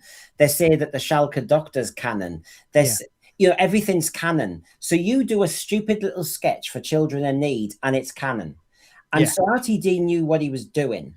And so to make the joke, I mean, Christian, I really do think if you make the joke that the British public is saying about the sink plunger, they've always been aware of the sink plunger. It's in cartoons and everything. Mm-hmm. If you then start taking the mick out of it in the show, what's left? Nothing. You've eviscerated one of the cardinal elements of a chief antagonist. You can't do that. It's very unwise. You want to make sure that this cardinal antagonist remains a dark threat. Otherwise, you can't really go back. You can't use that antagonist, at least in the same way anymore, because it's the butt of a joke. Yeah. Jeremy, you start to direct the audience at the joke that's in plain sight that they've tried to dismiss out of escapism. Mm. It's like breaking the fourth wall. It's just completely wrong. Yeah, but I mean, they've done that a few times with the children in need stuff. Yeah. Unfortunately, and it is disappointing when they do it. I'd rather them just stick to making the show and not sending it up. Yeah. Yeah. So there's one mistake I thought early doors when it wasn't Doctor Who, because I thought, what are you doing with the Disney money? What are you doing here, mate? The irony is, in this situation, the children in need skit that they did for this was more serious than the show that we got that came. Yes. Yeah. It had more bloody jeopardy. I was worried about the bloody future of the show suddenly. Yeah. So he says here, he talks about Moffat took it into a dark fairy tale direction, but it was still Doctor Who. This is what the source is saying. But he said, when you get writers who just want to change it completely. So he says Moffat had a very different tone to what had gone before, but it was exactly the same show. And even if you look at the stuff that Chibnall did with the Flux six-parter, that was very good. A lot of it was very good. That was going back to the source of what the show was about. Now, whether it worked or not, people have different opinions. The source is aware of that. But I think you see his point. Don't take over the show if you want to turn it into something else, like soap opera. If you want to do that, go and make Coronation Street. Exactly. If you want to do a musical, get in the West End. If you So as he says here, it was recognizably Doctor Who again for a short period of time, and then it became something else. So it's about the clarity of what the show are you making. And if you don't want to make Doctor Who, don't become the showrunner. If you want to make a completely different kind of show, go and make a different kind of show. Christian? I totally agree. He wasn't making Doctor Who. He was using it as a medium to try and advocate for his causes, but he wasn't making Doctor Who. If that was his intention, what he needed to do was go to the BBC and Disney and say, I'd be happy to take your 100 million. I'm not going to do Doctor Who. I'm going to make a high-end, high production quality program about advocating for my political causes because I know the public will be receptive and they need to hear it. We need to sway them. That's the best use of this money, but it's not going to be Doctor Who. At least if he was honest, it would feel a little bit less disingenuous. I think also one of the alarm bells, and this kind of links in with what the source is saying here and what you've just said, Christian. Do you remember that they were doing those audio series and it was, remember that annoying woman that was Doom, the bounty hunter or something? Do you remember? Yes. Just before the 60th, the worst thing we've ever seen in our lives. And at that point, that was before we even got to the 60th. And at that point, there was my spidey senses were tingling then because I was thinking, you've allowed this to go out as a Doctor Who brand and on the Doctor Who brand, and you're allowing this. And again, it was all about the diversity side of things. And that made me worry about, okay, this is what we're going to get from RTD. And we did, unfortunately. And it's such a sad turn of events, isn't it? I mean, a wonderful show that was damaged due to someone couldn't control his own personal activism. And I will also say the only silver lining I get from this is he will be going. And he is now subscribed. He's now left to having to do Channel 4 dramas to push his agenda. Now, I don't think he will ever get that main vehicle like Doctor Who again to do that stuff. That's the only silver lining because he's off to do, what is it, Tiptoe or something now? Yeah, Tiptoe through the Shoe Lips. Yeah. Canal Street again. Farsight, thank you very much. Biggest problem with new Who female companions is the Doctor plays second fiddle to them. That's exactly my point. But in the days, I've got to say thank you. I always do. So tonight I'm saying thank you in, I don't know, classic ways. This is Doctor Who, isn't it?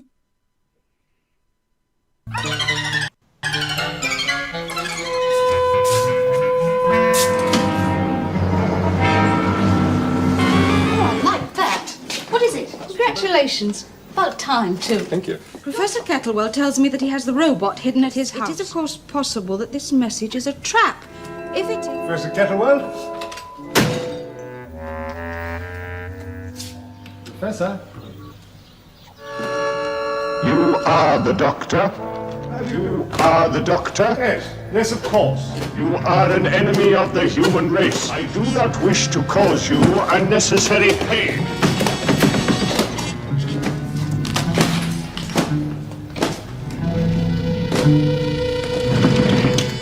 I'm a friend of humanity. No, you must be destroyed.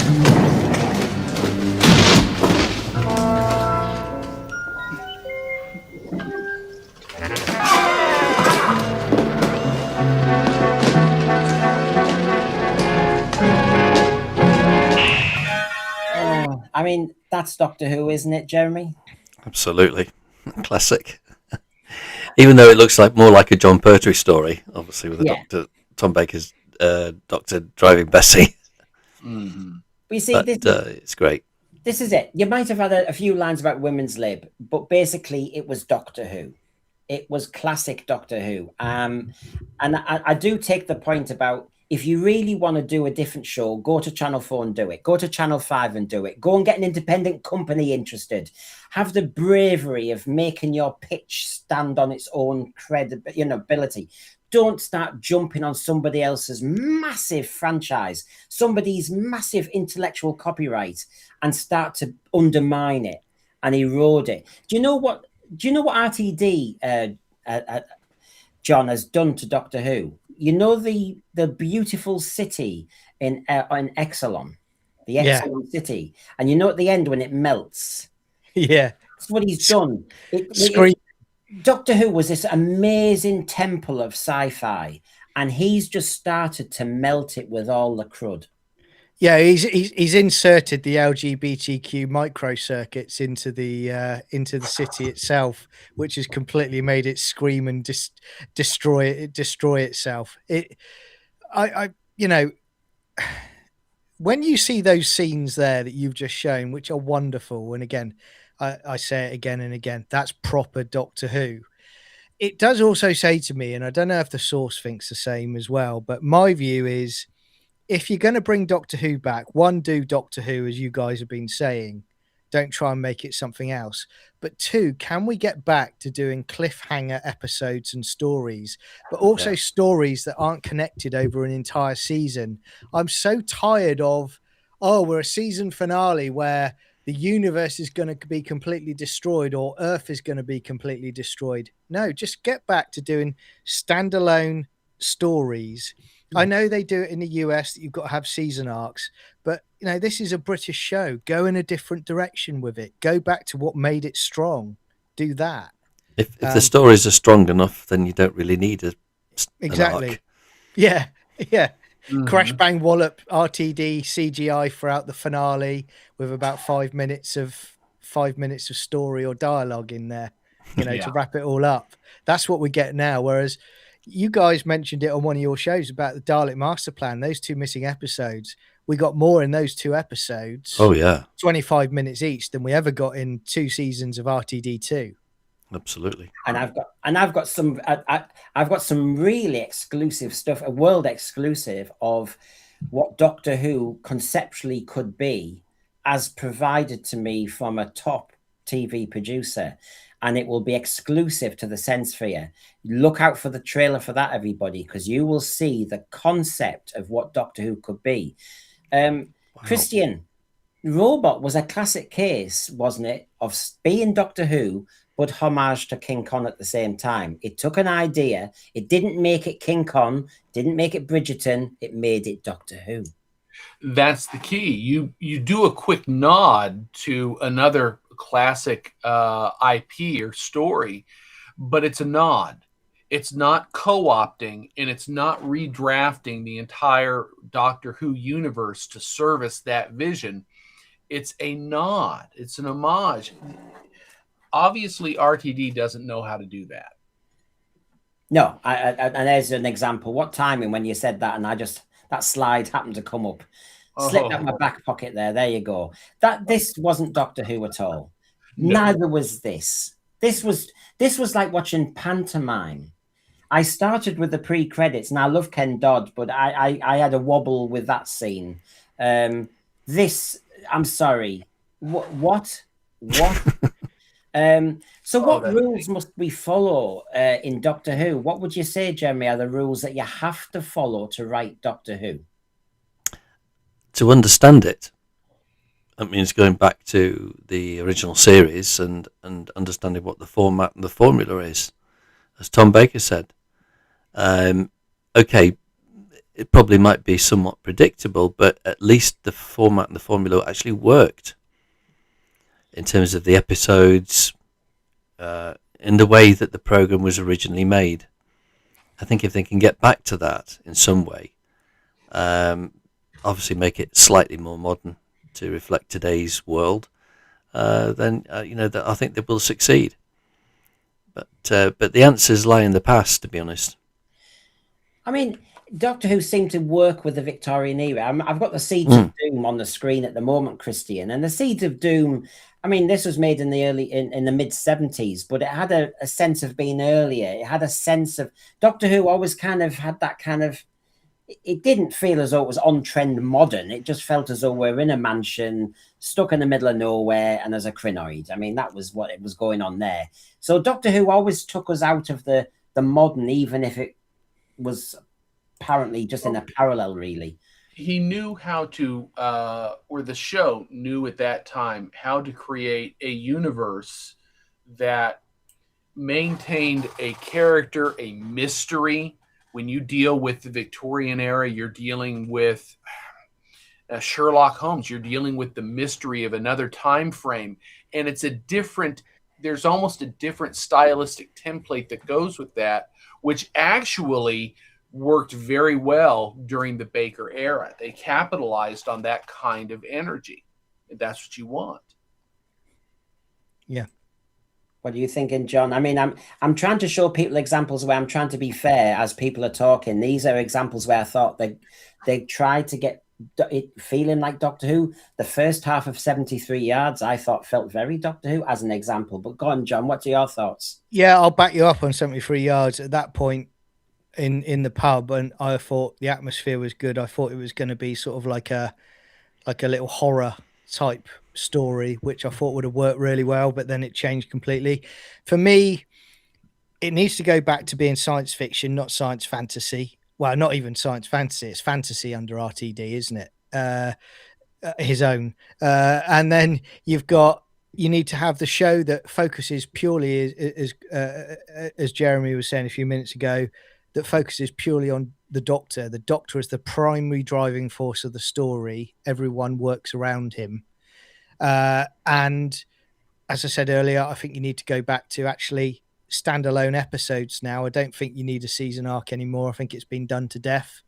And I just think you need to go back to potentially doing the Doctor materializing in like a country village where something strange is going on. You're not quite sure. It's kind of got an eerie feeling where people kind of can sense something's going on, but they're not quite sure whether they want to say anything about it. That kind of feel of a Doctor Who story. And then obviously you've got the classic monsters that you can bring in as well. I just think it needs to do that. And I agree with what Jeremy said. The future is in the past. And I think if you've got an intelligent person that comes in and they watch all of those classic stories from different eras, you will get a quick feel for Doctor Who very, very quickly.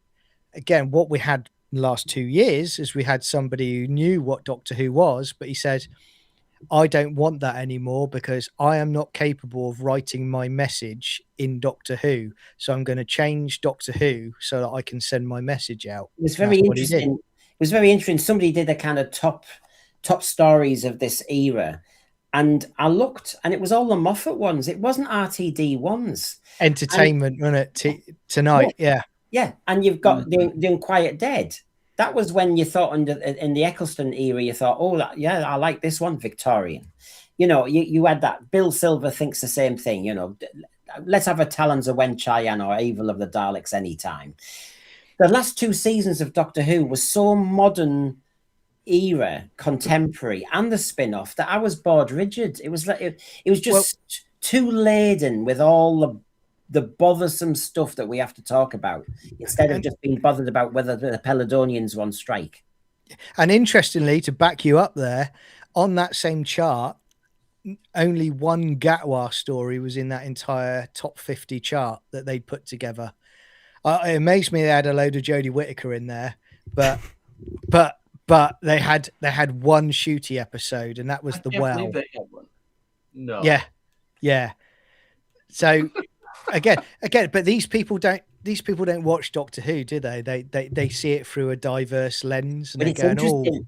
Isn't it interesting that the number one was Blink? Now I know a lot of people say Blink, and it was a clever story, but the Doctor in many elements wasn't really in it. It was supposed to be a Dr. Light story. So to say that the best Doctor Who of New Who was a Dr. Light story is a little bit worrying. You didn't get Human Nature. You didn't get, for me, I would have picked Dalek as my number one easily. Mm-hmm. Fantastic story.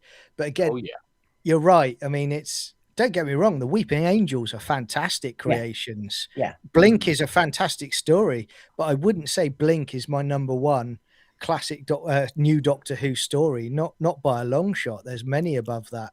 I mean, what you surely want, and this is the beauty of what makes Doctor Who, is when it I don't know. Is the expression jumps a shark and surprises you? Something like this. I'm going to be rather busy up at the monastery.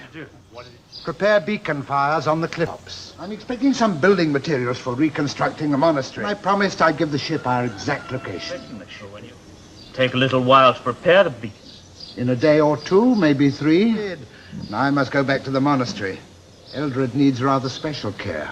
Good day. What did the old man say of the Vikings? Spoke of a planned invasion. Beacon fires on the cliff tops. Viking? Whoever he is, he's lost an argument with somebody. You're still here, are you? Good. Now it's to take care of you, your friend, and the doctor. There you are, my dear fellow. I knew you'd come back. Now, which fires? What are they for, It's going to take us hours to search this place properly. Look at this. I think it's a cable. Well, that's strange. What's it doing coming out of here? We can get inside. It's a TARDIS. The monk's got a TARDIS. And that's surely a moment when Doctor Who expanded its universe. And that's why Doctor Who started to last longer and longer and longer. That's why it lasts. It invented a new villain. It invented somebody similar to the Doctor. That was what kept it going, wasn't it, Jeremy? Absolutely. And it's a shame that they're not doing that today, really. Well, when you see RTD, Christian would argue that he is doing that. He's brought Super Tech back. I've brought Omega back. I've brought the Rani back. The trouble is, they're not expanding the universe. They're reducing the universe because just the way they're kind of projected, it's all wrong, isn't it? It's not making the universe work. I mean, the Rani's barren, and I didn't want to know that. I didn't need to know that, but by saying it, you've reduced her character. Well, you're right. One of the things that a poor writer or poor showrunner does is they reduce the scope of the universe they're in. Like layers of an onion, you add one more fresh layer, but it's based on what went before. It expands. The universe should actually get larger. You can add a permutation to something that was already established, but you can't redefine it. You can't change it into something it's not supposed to be. You can't use it to serve some kind of political agenda. And every time they brought back, whether it was Omega, the Rani, Sutek, the nature of the threat or the character, the addition was redefined to serve his functions and actually did not add anything new to the universe that wasn't there before. So he failed on both fronts. He couldn't be true to those elements, and he couldn't use it to expand the universe. So it's a failure. He is one of the problems, John. As Oram said, he was kind of a cameo star tonight. I don't want a Victorian era set story. And you go, what? But of course he explains. It will be full of rants about the evils of the British Empire, colonialism. We'll probably get a story about racism against Chinese people and Fu Manchu archetype. Yeah. And that's the problem. We can't, as I was joking with Jeremy before you came on, I just said, if you're going to go in the past now, it's not going to be a past I recognize. No, I agree with you 100%. It's a very sad state we're in. I really hope we get back to a day where people are as proud of the British Empire as I am of it, and the wonderful, innovative people that helped build this country to what it was. It was really a fantastic part of history, and it also changed the world. And I'm sick of people constantly trying to change that and erase history when when I go back, and again, I'm going to use the talons of Weng Chiang, and I constantly hear about the fact, oh no, that's controversial now because that actor was in was dressed up to look like a Chinese man, and I never cared about that as a kid. I didn't care. I didn't see that as a kid. All I saw was a great story with some good villains in it, and I still do today. And I think if people are seeing it like that, they're very sad individuals, and sadly they've taken over production of programs now, because it shouldn't have to be a problem. If people are going to get so upset because, you know, you've had a historical Victorian piece where 99% of the characters are white in it, then quite frankly, you should be looking at your life because you've got a wrong focus. But you see, Doctor Who was, it lightly touched it touched a certain period, didn't it? It used that as the wallpaper, so to speak. Yeah.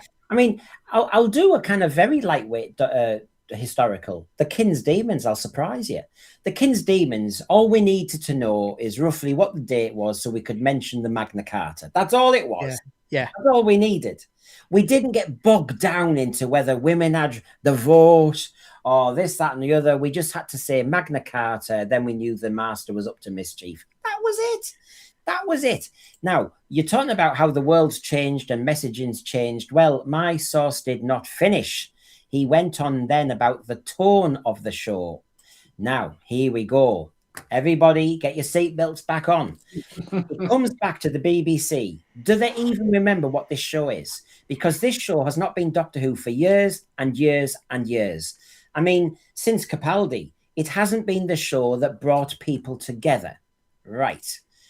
It's been a sort of very different light version, a different version where showrunners have come in. And this is a problem in the industry with the Writers Guild and showrunners, Brendan, is that showrunners who do not have an LGBTQ agenda are not allowed in the room. He's a TV producer. He's pitching shows all the time. He talks to commissioning editors. He talks to BBC, ITV, and all the rest of it, and independent companies, and abroad, and America. He's not just making up, he's not somebody on a stream just saying the word woke for a reason. He's saying from the inside that if you don't get your voice, if you are not part of the agenda, and therefore, if that agenda is all that's allowed on our program, it's going to change the program, Jeremy. Oh yeah, absolutely. But I think we all knew that was what was happening, and there was an insight into it. It's very sad, really. It's like with the comedies now in the BBC.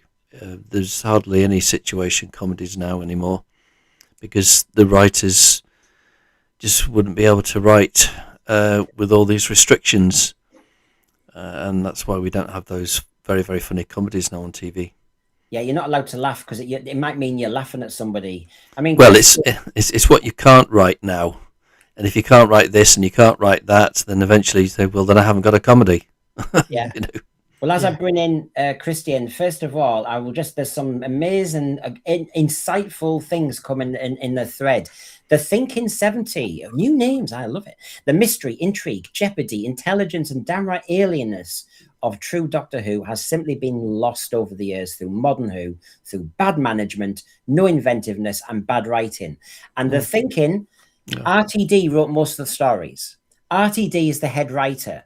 RTD is the executive producer. He's the showrunner. So when you say bad management, no invention, and bad writing, I think your answer is it's because of RTD, RTD, and RTD. Christian, I think he's on it.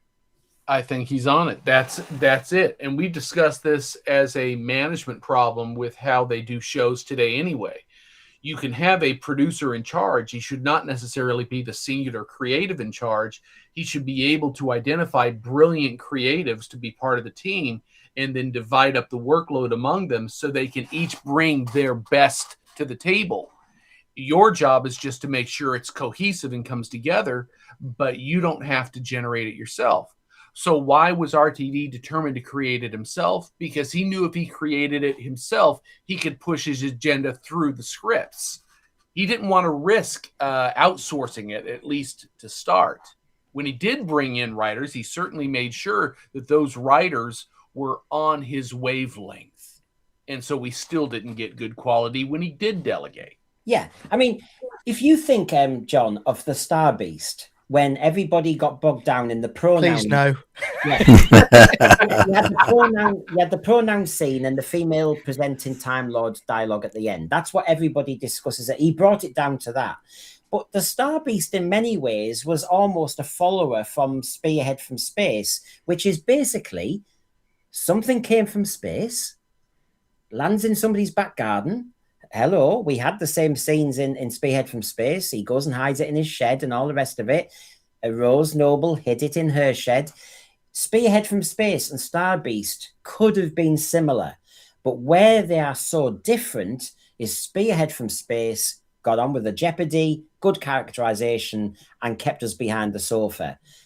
The Star Beast got bogged down in some issues. Can you imagine in Spearhead from Space if the bloke who hid the meteorite thing in the shed and said to his wife, because he tells his wife off, doesn't he? If suddenly the doctor says you can't talk to your wife like that, not in this century. No. Women have rights. You should be, No. It's something from space. We're very bothered about it. We're less bothered about the sexual politics of that marriage. Yeah, I agree 100%. I think look, the Star Beast, those examples you give, they are what I call story killers, because the second you introduce those and force them into a story, the audience checks out. Now, they might have their small minorities who are basically punching the air going, we've got diversity at last, yay, even though you've already had it already, you idiots. They will essentially, the audience will basically go, look, I'm not watching this. Okay, you might have had me for the first 5-10 minutes, but sorry, you're bringing pronouns into it with an alien now. And that's before you get to the male presenting Time Lord bit at the end of the story. Yeah. So I agree with what the source is saying, because and what Christian said and Jeremy said. I've said this for a while on the show. That the fact is, it's 100% what you guys are saying. That the BBC, you cannot make something like Doctor Who now with all of these check boxes that they want you to have in these stories now. It's just not possible. It is not possible to do. It feels forced. It feels false. And then when you go into the writers' rooms, I keep saying it, the reason we got great stories in the past, Doctor Who and other shows, was because there was creative tension. So there was pushback. Someone would say, no, I'm sorry, that idea doesn't work, or maybe it'll work, but it needs more work on it. And then you come to something that creates something magical because you have disagreements on it, regardless of what your political affiliations are. That's how it used to work. Now they all go into the same mindset because they're all thinking the same. But I also think, John, I know what you're saying, that because we've all talked about the Barry Letts and Robert Holmes and working, as teams. When you think of that Star Beast episode and whether there was any pushback or not, the issue was, in the past, there'd maybe been a line in Robot, there'd been a line in Time Warrior, we'd had little moments about sexual politics or whatever, one line. It doesn't take you out of the story. Yeah. The Star Beast, the female presenting Time Lord dialogue was key to the resolution to the whole plot. Yeah. So it wasn't just a nice little jibe that you could take and embrace and laminate if you want. It was changing the whole story. And suddenly, females being the dominant, females being the solution, ended up being the Star Beast resolution. And that was the problem. So the source really, look at that, Mr. Sin. We'd never have a Mr. Sin now. For lots of reasons, we'll never have Mr. Sin. Now, some of you like your Star Trek, and that's why it's great that John's here as well. Christian loves Star Trek. I don't know about what Jeremy thinks of Star Trek, but here we go. They're not allowed in the room. So if you're not LGBT, they're not allowed in the room. I mean Star Trek, Brendan. Look at the absolute abomination that is Starfleet. Klingons in drag, very overweight people in Starfleet uniforms, people with terrible skin, trans, gay, everybody's gay. That's what we want. What is that? And we're not saying that Star Trek never dealt with homosexuality and racism. It always dealt with those things, but it looked at those things properly. Deep Space Nine would look at prejudice. It would look at sexism. It would look at racism. It would look at these things. And looking at something dramatically in a focused, dramatic way is not the same thing as shoving a Klingon and putting lipstick on him and saying, deal with that. That is not clever, dramatic storytelling. Agreed. What I will say on that, now he's brought Star Trek up. I was talking to someone earlier about it, and I'll give you a quick sketch now of what you get in Star Trek. So imagine this is Star Trek Discovery. Klingons are coming towards us. They're about to fire on the ship. Put the shields up. Fire. I just want to say that I really am attracted to you. I've been keeping it quiet for quite a long time. Now, could you put the shields up first? We need to defend ourselves from fire. No, but I'm trying to tell you how much I care about you, how I feel before I do that. Do you understand that? Just put the shields up, fire. That's it to a T now with what we get in Star Trek. And it's terrible. But again, Doctor Who did the same thing. Yeah. And as you said about Starbeast, Brendan, 100%, any other time, any other era, the Doctor would have been looking at that Rose Noble and going, oh, shut up, you stupid bloke. Get out of here. I've saved worlds and universes. Clear off. Yeah. Well, James, what if they decide they want to do that with the new revival of Stargate? They better not, mate. Yeah, I know he's pinning on his. Yeah. Otherwise, I'm going to commit suicide by putting one of those Stargates behind me around my neck and choking. James Gorman, the difference between Spearhead from Space and the 60th anniversary specials onwards is that the writing and storytelling is far superior than the current era. James Gorman, obviously, I totally agree. They couldn't just interrelate it. Gary Lee, good to see you. Whetting his appetite because I've invited him on. We're in negotiation to have a lovely program about the DWB, the Doctor Who Bulletin, because my God, we all remember it. It was hitting a certain time, wasn't it, when things were kicking off? So hopefully we can get Gary Lee on. So if you're up for that, just give us some support and everybody tell us what you want us to discuss. Dalek Shalom, no sexism, no racism, no homophobia. Oh God. Right. So, yeah, my source was really kicking off, like I said, and he brought Star Trek into it. And where's the audience for all this, Brendan? The audience is nowhere to be found. I mean, the ratings for Star Trek, whatever the hell it's called nowadays, probably your viewers have probably got more eyeballs on their Instagram posts than this thing has. And Doctor Who has been the same way. Oh, God, it's an indictment, this, isn't it? Yeah. And as I have never watched Star Trek, I've watched the original series, which was very good, and the Next Generation, which was also quite good. So you can see what he's, where he's coming from. So the ratings have been so low. It's not only the international sales that are keeping it going. The British public has turned off to it completely. So the production team has to be in place. The showrunner has to be in place. The budget has to be decided. And from what the noises that some of the execs are making that I've heard is looking at other streamers, but therein becomes a problem again because you're back into Disney territory. You're trying to make a different show. And his whole argument tonight has been, what is Doctor Who? What isn't Doctor Who? And of course, when you start to get in bed with some of these streamers who have learned the problems that Disney had, this time they'll want oversight. They will want some editorial or creative control. You're going to lose the essence of Doctor Who.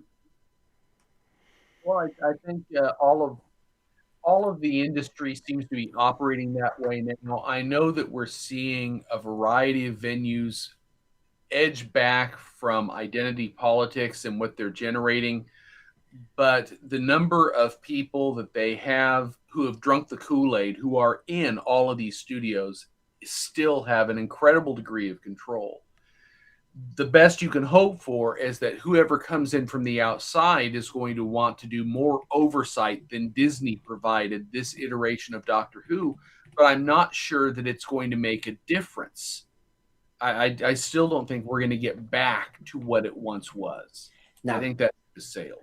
Now, there's some interesting things here. I'll throw them out and then nibble at them once I've shut my face. Claude Simeon. Aren't the original writers and creators working on Stargate? Hopefully that will curb the stupidity.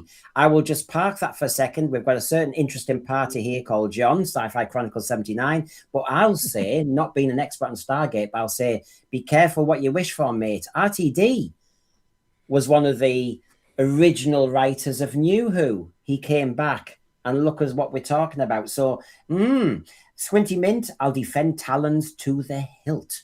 There were different times, but that doesn't mean to say we have to turn the clock back. We've got Simon McCoy, and if the same writing as Doctor Who has had it, it will be a total disaster. We're talking about Stargate there. Tony Farrell asks us a question. He's been asking us a few, and I've been trying. Tony Farrell, I wonder, does the source have any thoughts on why these people were allowed to take over the entertainment industry?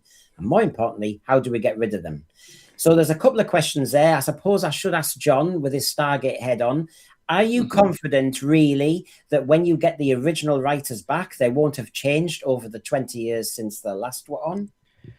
I am very confident. I still have that element of concern because of the era we live in. The thing is that I will say the original creators and the writers doing it, what they've got behind them is the fact that they've already written good, diverse characters throughout the history of Stargate.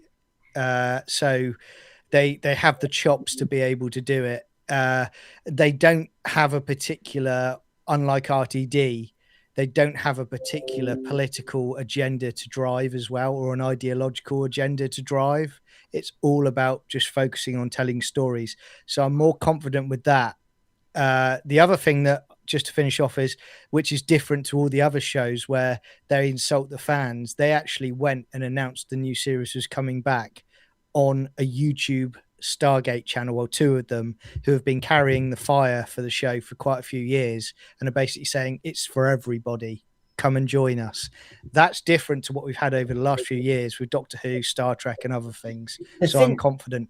The thing that I'm worried about is not necessarily the original writers. Now, I'll bring it back to Doctor Who in a way, but with what Tony Farrell's saying here, how come the entertainment industry has been ambushed by this? Because they have.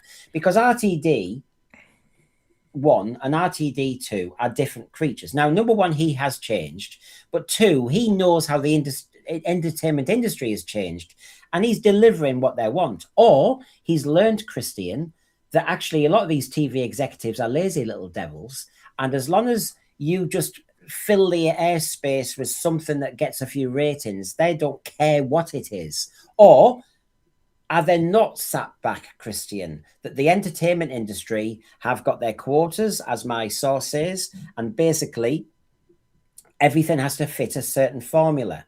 And so RTD has worked that out as well. I think both of those are a fair assessment.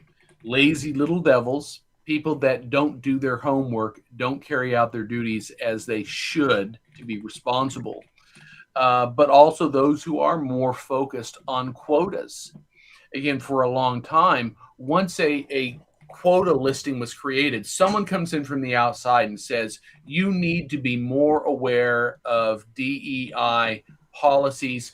Here's a list of the things you need. Make sure that these boxes are checked. Are we clear on that? Oh, yes, I'm clear on that. Okay, so the producer has the list. These are the things they're going to make sure they're clear on. They make sure they hire producers that say, okay, these are the lists. We're going to go through and we're going to check your crew and your story ideas to make sure that all of these boxes are checked. They go out, they find their team. The people come back and they say, okay, everything's been checked. Good. I don't need to do any more homework. I don't need to verify the quality of the content you're putting out. I now know that you have checked the boxes. I can sit back, kick my feet up and say, I've done my job. Oh, and I can virtue signal at the same time. Ooh, good me. Meanwhile, garbage goes out on the air and we see the products that this generates. Am I being reasonable? Yeah. I think there's also a different version of where we are. As I said, I'm enjoying The Capture on BBC Drama, right? And it takes itself seriously. It's well made, good production values. It has me on the edge of my seat. It has me perplexed. It has me thinking. So it's got all the boxes ticked. There's a bit of DEI going on, but it's not distracting me at all. It's got good characterization, good writing, and it's well made. And because it takes itself seriously, I'm in. Where Doctor Who's gone wrong is it because it's sci-fi and RTD is given a free rein to do experimentation that you wouldn't do with a spook show, that you wouldn't do with a classic cop show? Experimentation. If you're making an episode of Vera with Brenda Blethyn, you're not going to do a musical. You're not going to do a sitcom. Unless it's RTD doing it. What is it about RTD that he's bored with the genre he's in charge of? What is because it? He's become lazy and he's not prepared to create stories that are well written, that have a layer of his ideology included in it, that doesn't beat people over the head with it. That's the trouble we've got now with RTD. I also think that we are in a time now where this is my opinion, I've got nothing to back it up, but I think the old execs at the BBC, they aged out or they retired or they moved on, and the new generation came up, and this new generation don't give a stuff about the quality of the content that's being put out like the old guard used to do. They might not have had their fingers on everything, but they'd certainly have people in place to ask questions about it. Because now, formula, not so much. Yeah. Because formula, when you come up with a formula, when you say the formula is what I want as a commissioning editor, you are reducing everything down. And the trouble with Doctor Who is, if you decide you've come up with what the formula is, I mean, RTD's done that. It's a bit of this, it's a bit of that. The Doctor's this, da-da-da. There's a Sonic here. He's dumbed it right down. You know, for the CBeebies, he's dumbed it down. And he's made it so reduced that it can't grow. He's limited it. And he's made it so unadventurous, so lazy, so diminished. And that is the problem. Doctor Who actually was very hard to pin down with a formula. And the snag was that sometimes it would go that way, it would go that way. We knew what worked, we knew what didn't work. But basically, it tried, it pushed in different directions. It was like a teenage child experimenting with boundaries. And when it got its fingers burnt, it pulled back. But it didn't have a rigid formula. What RTD has done with the New Who era is he's gone, these are the rules, this is how it looks. It's always about change. It's always got a bit of humor. It's always got a bit of musicality. It's always got a bit of campness. It's always very gay. And now suddenly he's changed the show. And suddenly it's a completely different beast. And the other thing is, Christian, is he's come up almost with a series of formula rules. And therefore you have killed it. That's absolutely true. There was a freedom, an open possibility to what stories, what ground Doctor Who could run with during its 26 years during the classic era. But right now, he's formulated a straitjacket and shoved the show into it. Wouldn't it be interesting if at Bad Wolf or at the BBC, what they had done was they had said, here is our gradient, our scale gradient for pay, based on the eyes actually watching beginning of an episode to the end of the episode. Your rate of pay, your return is going to be predicated on that. So if you put out something that only has 2 people watching it, here, we're going to give you a couple of shillings. Put that in your pocket. Maybe you can get a coffee somewhere. If you end up with something that has 6 million views, that's a different kettle of fish. You're going to get a nice return on your investment. I wonder if the same could be said for the officials at the BBC, for example, their pay being based purely on how many eyes are watching their products and complimenting it versus what they've lost. I mean, somehow there's an incentive if there's a tangible return. Otherwise, putting something in a straitjacket and just gambling that people are going to buy it isn't going to work. Are we saying that ratings don't matter now anymore with these people? To those people, no. So we're just saying that they just say, well, we'll just put something out, and if it gets 1 million views, so be it. But we still get paid at the end of the day our same salary. Well, it seems doesn't make much difference. It's content. Secondly, content seems to be the boss. As long as it's content, we don't care how much. It's there. Secondly, we can pat ourselves on the back. I mean, Ncuti Gatwa was getting awards. We were getting nominated for the dance sequence in Devil's Cord. Nobody was caring whether it was actually Doctor Who. They were just saying, that little tiny bit there was brilliant. The bit when he shouted at that racist was brilliant. And they were diminishing it. Talk about reducing it. They were reducing the 45 minutes to 1 second and saying, wasn't that bloody good? Yeah, I think because it's license fee funded, Doctor Who, and again with other shows, certainly on the BBC, they do have that mindset of, well, it doesn't bother us anymore what the views are because we're getting the license fee money. I honestly think they think that. Now, I'll give you an example. Star Trek Academy has been cancelled. Okay, it was abysmal. It's one of the worst things I've ever seen in my life. If that was on the if that was on the BBC, that would have been commissioned. I have no doubts about that whatsoever. The reason it got cancelled was because Paramount realised that, one, it was too expensive to make. Two, the ratings were appalling for it. Apparently, 40,000 per episode, and they spent over 100 million. And why would you put the money into that? And then there were campaigns to save it that only had 25,000 people doing those campaigns or backing it. So that shows you the audience they're catering to is not there. Now, Doctor Who is in that very damaged situation right now, which is worse than Star Trek and all the others, because it is license fee funded. People like RTD, Bad Wolf and Co., they don't care about whether it gets 100 million views. All they care about is, let's push our message. That's it. You see, when Doctor Who was inventive, when Doctor Who was taking risks, when Doctor Who was bothered about bums on seats, it would do stuff like this.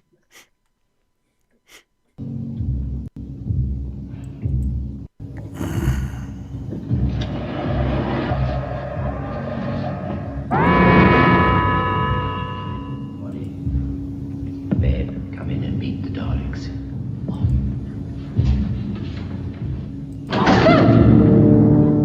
You could have opened this before. The Doctor got one of them from the Daleks himself. Why do you keep saying the Doctor if you mean you? I knew I should find them here. They look harmless, not very lively. Nothing human, no. But there are 3 Daleks in here. What's happened to the other one? Doctor!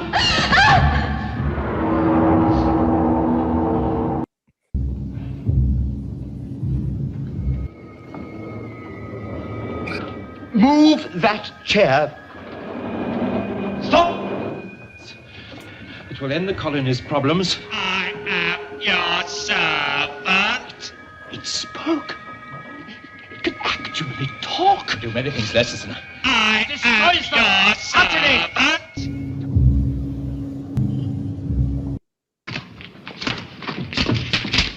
Listen to this. The girl is safe, so as long as you leave the Daleks alone. Did you disarm the other 2? We are your servants. Did you get our materials? Yes. We will get our power. We will get our power.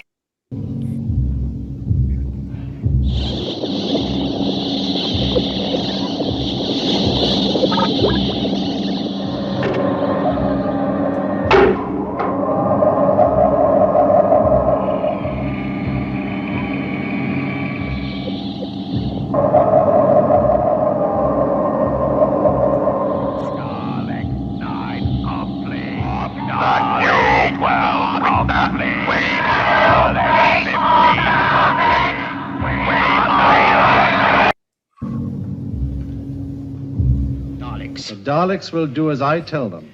We shall see, shan't we? Take them away. Has received. Exterminate all humans. Exterminate. Annihilate. Destroy.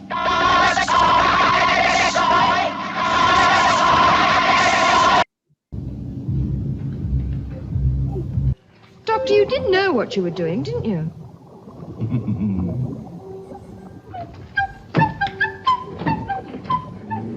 You needn't worry about them anymore, Doctor. Just a heap of old iron now.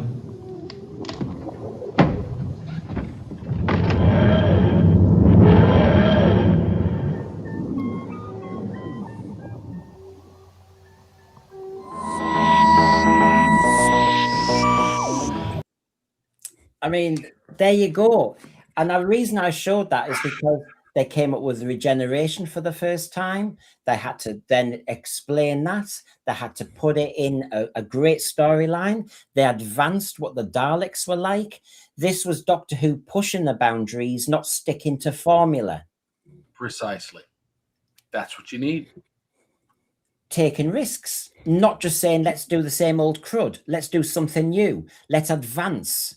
I mean, if everybody said the rules of Doctor Who are you've got this old Doctor who does this, that, and the other, then there has to die with William Hartnell, doesn't it? No, they came up with new stuff. Squinty Mint, I suspect the show would never have become an institution without the license fee either. ITV would have cancelled it in the 60s. I think the reason it's still being made is it's too big to cancel. And I think you might be onto something there, mate. I really do think it's become a cash cow. They can't allow it to disappear. Tony Farrell, the license fee used to be justified because it allowed the development of programs which weren't immediately popular. The BBC could take risks. Now it seems risk adverse, and that does seem to be one of the issues. What are your thoughts on that? I think it needs, for me, I keep saying it, I think it needs a decade away, Doctor Who, to stand any chance of coming back and being loved again. I think so much damage has been done to it. I don't know if the brand is as profitable as people think it is now. I think that they will never tell us, but I really don't think it is, because look at the merchandise that they put out, bar the collections and some character options stuff. The rest of it is tat. I think it's in a worse place to even like early 90s, you know, where we used to get a lot of geek when it was off the air. I think people have just, you know, it's been so badly damaged, people are just not willing to buy stuff Doctor Who related now. Okay, I did the show on Wednesday from my BBC source and my usual TV producer source. And just on what John's just said, got my phone here, my BBC source got back to me. And then he said about the money. Where is it? He said, you'll be surprised how money it still makes. That's it. Yeah, I will say that it's all areas of Doctor Who that still makes millions. The current catalogue is up for international negotiations, blah, blah, blah, blah, blah. He said every era of Doctor Who is still making money, and we're talking millions, John. Well, if that's the case, then that poo-poos the whole argument that people have said for quite a while, that Doctor Who can't afford to be produced by the BBC itself. I've always thought they can produce it. All they need to do is chop out a load of the rubbish that's on BBC Free and other programs that are just useless, and they could actually fund doing Doctor Who themselves. Unfortunately, they are going down the mindset of we need an international partner. I don't agree. I don't think they do. I think, you know, it needs to go back to BBC produced if they actually want to take it seriously. And I actually think they need to focus on it being that quaint, wonderful British science fiction show that people globally fell in love with. That's the way to get it good again and get it back. Well, maybe, John, maybe what they're after is the idea of eating their cake and having it too. They want to make sure that someone else cobbles the costs so they don't have to cut any other crappy programs they've been producing. All they have to do is reallocate funds if they are of the mind to do it. They're hoping that they can use this rationale to generate financing from elsewhere. Yeah. Now, I got this the other day on Wednesday when we said give it a pause, and people were saying, do you know how old I am? John, it's all right for a young pup to give it a decade off. Some of us don't have a decade left to wait. Well, firstly, I wouldn't say that I'm technically classed as a young pup anymore. And the other thing I would say is, look, there's two choices at this stage, and you might not like to hear it, but if it carries on as it is, you're going to keep getting slop and garbage for the next decade anyway. So you might as well just have it rest for a decade, clear out the rubbish and move forward. It's not just the TV show, and I keep saying this. Their agenda has infected every element of Doctor Who. There's Doctor Who magazine, there's Big Finish audios, there's the novels. Me and Brendan talked about it previously. You've got the Target novels that they do now, and they've infected that. But John, so anything you see, it needs a long rest, because this all needs to be John, purged. That's why I mentioned the capture, because it hasn't infected that. It's a good show. It's dramatic, it's got jeopardy, and it's serious, and it's not littered with all these things that Doctor Who is. So in a way, I know what we've all been saying, that, you know, Doctor Who has been laced with all this stuff and toxified, but there's other BBC output that isn't. And I think it's because RTD has been given free rein because nobody understands sci-fi. It's also, whether it's damaged or not, it's what they see as one of their prestige brands. So it's there to have that diversity in it, where I've not seen the Capture, but the Capture, what is not classed as a prestige brand, so it might slip through the cracks a bit more. You might find if they get a second season, it's suddenly got a load of diversity, because I've seen some US shows lately where season 1 was great, and then season 2, literally, they started changing it. It's got 3 seasons, and it seems to be consistent so far. I know what you're saying. So you know, that's what I mean. Why have you? Because you've made Doctor Who global. Because Doctor Who seems to be some sort of cultural totem pole for Britain now. It's been captured. And it's been captured by people who won't let go. So basically, they're putting certain flags on Doctor Who. They're putting certain kind of virtues on Doctor Who that weren't there. I mean, when RTD said Doctor Who has always been a bit queer, no, sorry, you are imposing something. You can project all you want, but don't change the show. That's been the problem. Whereas you can see a TV drama cop show where they're not doing any imposition of any virtues at all. They're just getting on with a cop show. And I just think it's something about the nature of it being sci-fi fantasy, whatever, that he's been given the freedom to just do anything. Whereas if you was coming up with a new cop show, you'd say, oh, well, she's lesbian. And it'll be go, all right, that's interesting. She's lesbian and she's black. She's got a trans brother and she's got this. And, you know, you'd have to make your case. Now, whether they'd allow all that in one family, I don't know. Whereas in Doctor Who, it's free reign. Well, classic example on top of that, mate. Look at the official BBC Doctor Who YouTube podcast show. Yes. You've just got to look at that. I saw it the other week, and it's got the drag queen, trans drag queen dressed as the first Doctor around the console. And you look at that and you think to yourself, and you wonder why the show is tanking, you lot. Honestly, BBC execs, this is directly to you. If you cannot see that this nonsense is what is causing you a problem, then, you know, pack up your bags and leave the industry, because you've not got a clue whatsoever. Well, we've got people here helping us out. David Harding, it seems like the amount of Doctor Who merchandise is way, way down from what it was in the Moffat era. Agreed. Absolutely. There isn't as much of it to buy now. They're lucky that Dalek Master Plan appears. They're lucky that certain stuff helps the magazine out, as somebody was saying there. Crimpling de Bloom, hello.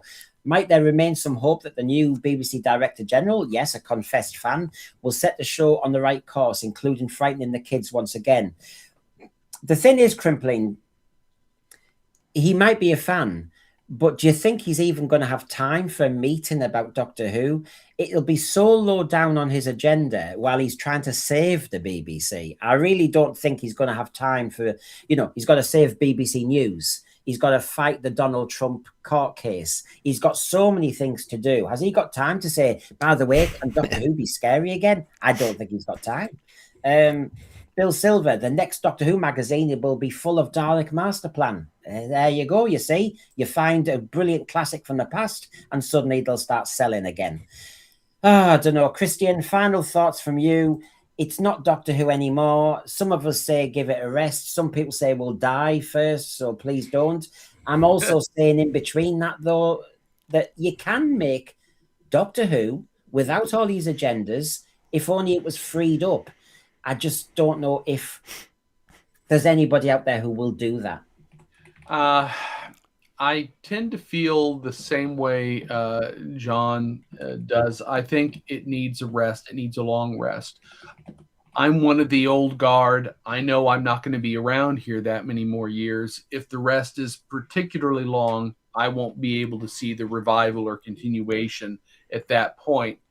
But I'm also aware that if we let things continue to go as they've been going the last 10 years, it's going to be painful to sit down and try and review each and every one of these misfires that they attempt to run past us, because it's not going to be worth the time.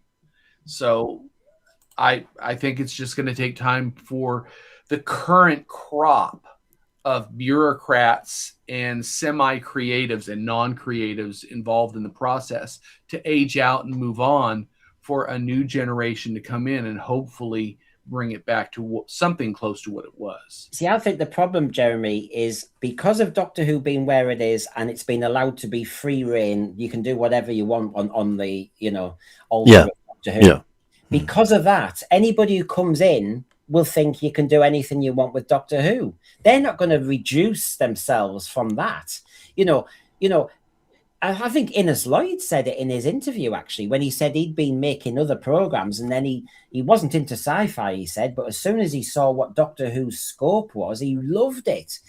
And if you think about it, what producer, what showrunner would want to limit themselves when they've just seen RTD just freak out? So in other words, you want somebody to come in and be controlled and contained and try and find the soul of Doctor Who again. But when they've just seen somebody able to do what the hell they want, why would you limit yourself? Yes, I mean, it can go to another extreme, of course, and if it does go to another extreme, then the ratings are going to be, 1 billion, certainly. They've got to get it back to a kind of retro style where they're going to be getting fans interested and the viewing public interested in wanting to watch it. And that's the thing, really. That's the key. So it is all down to format and formula. And once they've understand that, or you get a very clever producer that comes in and understands it, then hopefully it should take off again. But I think it's probably best if it's taken off the air for 5 years. And it may well be, because if there was a net streaming service said, "Oh yes, we'll buy it straight away," they would have done so ages ago. They would have taken it off Disney's hands, and they haven't. So the big question is, who's going to produce it next year? That's the big question. So, John, Sci-Fi Chronicles 79, you doing a job on Sunday, are you? Yeah, I've got a Stargate SG-1 watch party tomorrow, which will be good fun at 8:30 UK, 12:30 PM PST. Thanks. Yeah, so we're coming up to we got 2 episodes tomorrow as normal, and then the week after we're at the season finale of season 4. So it's good times, a lot of great Stargate stuff.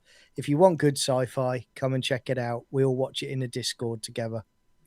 There you go, everybody. We've had a busy show. My source has got more stuff. These are just snippets. Christian, thank you for your time over there in Dallas. Jeremy, good to see you on, and over there in Macclesfield way. And thank you, John, on the South Coast, you little devil, Sci-Fi Chronicles 79. Thank you, everybody. See you again. Ta-ta. Bye. Bye, all. See ya. Bye, all.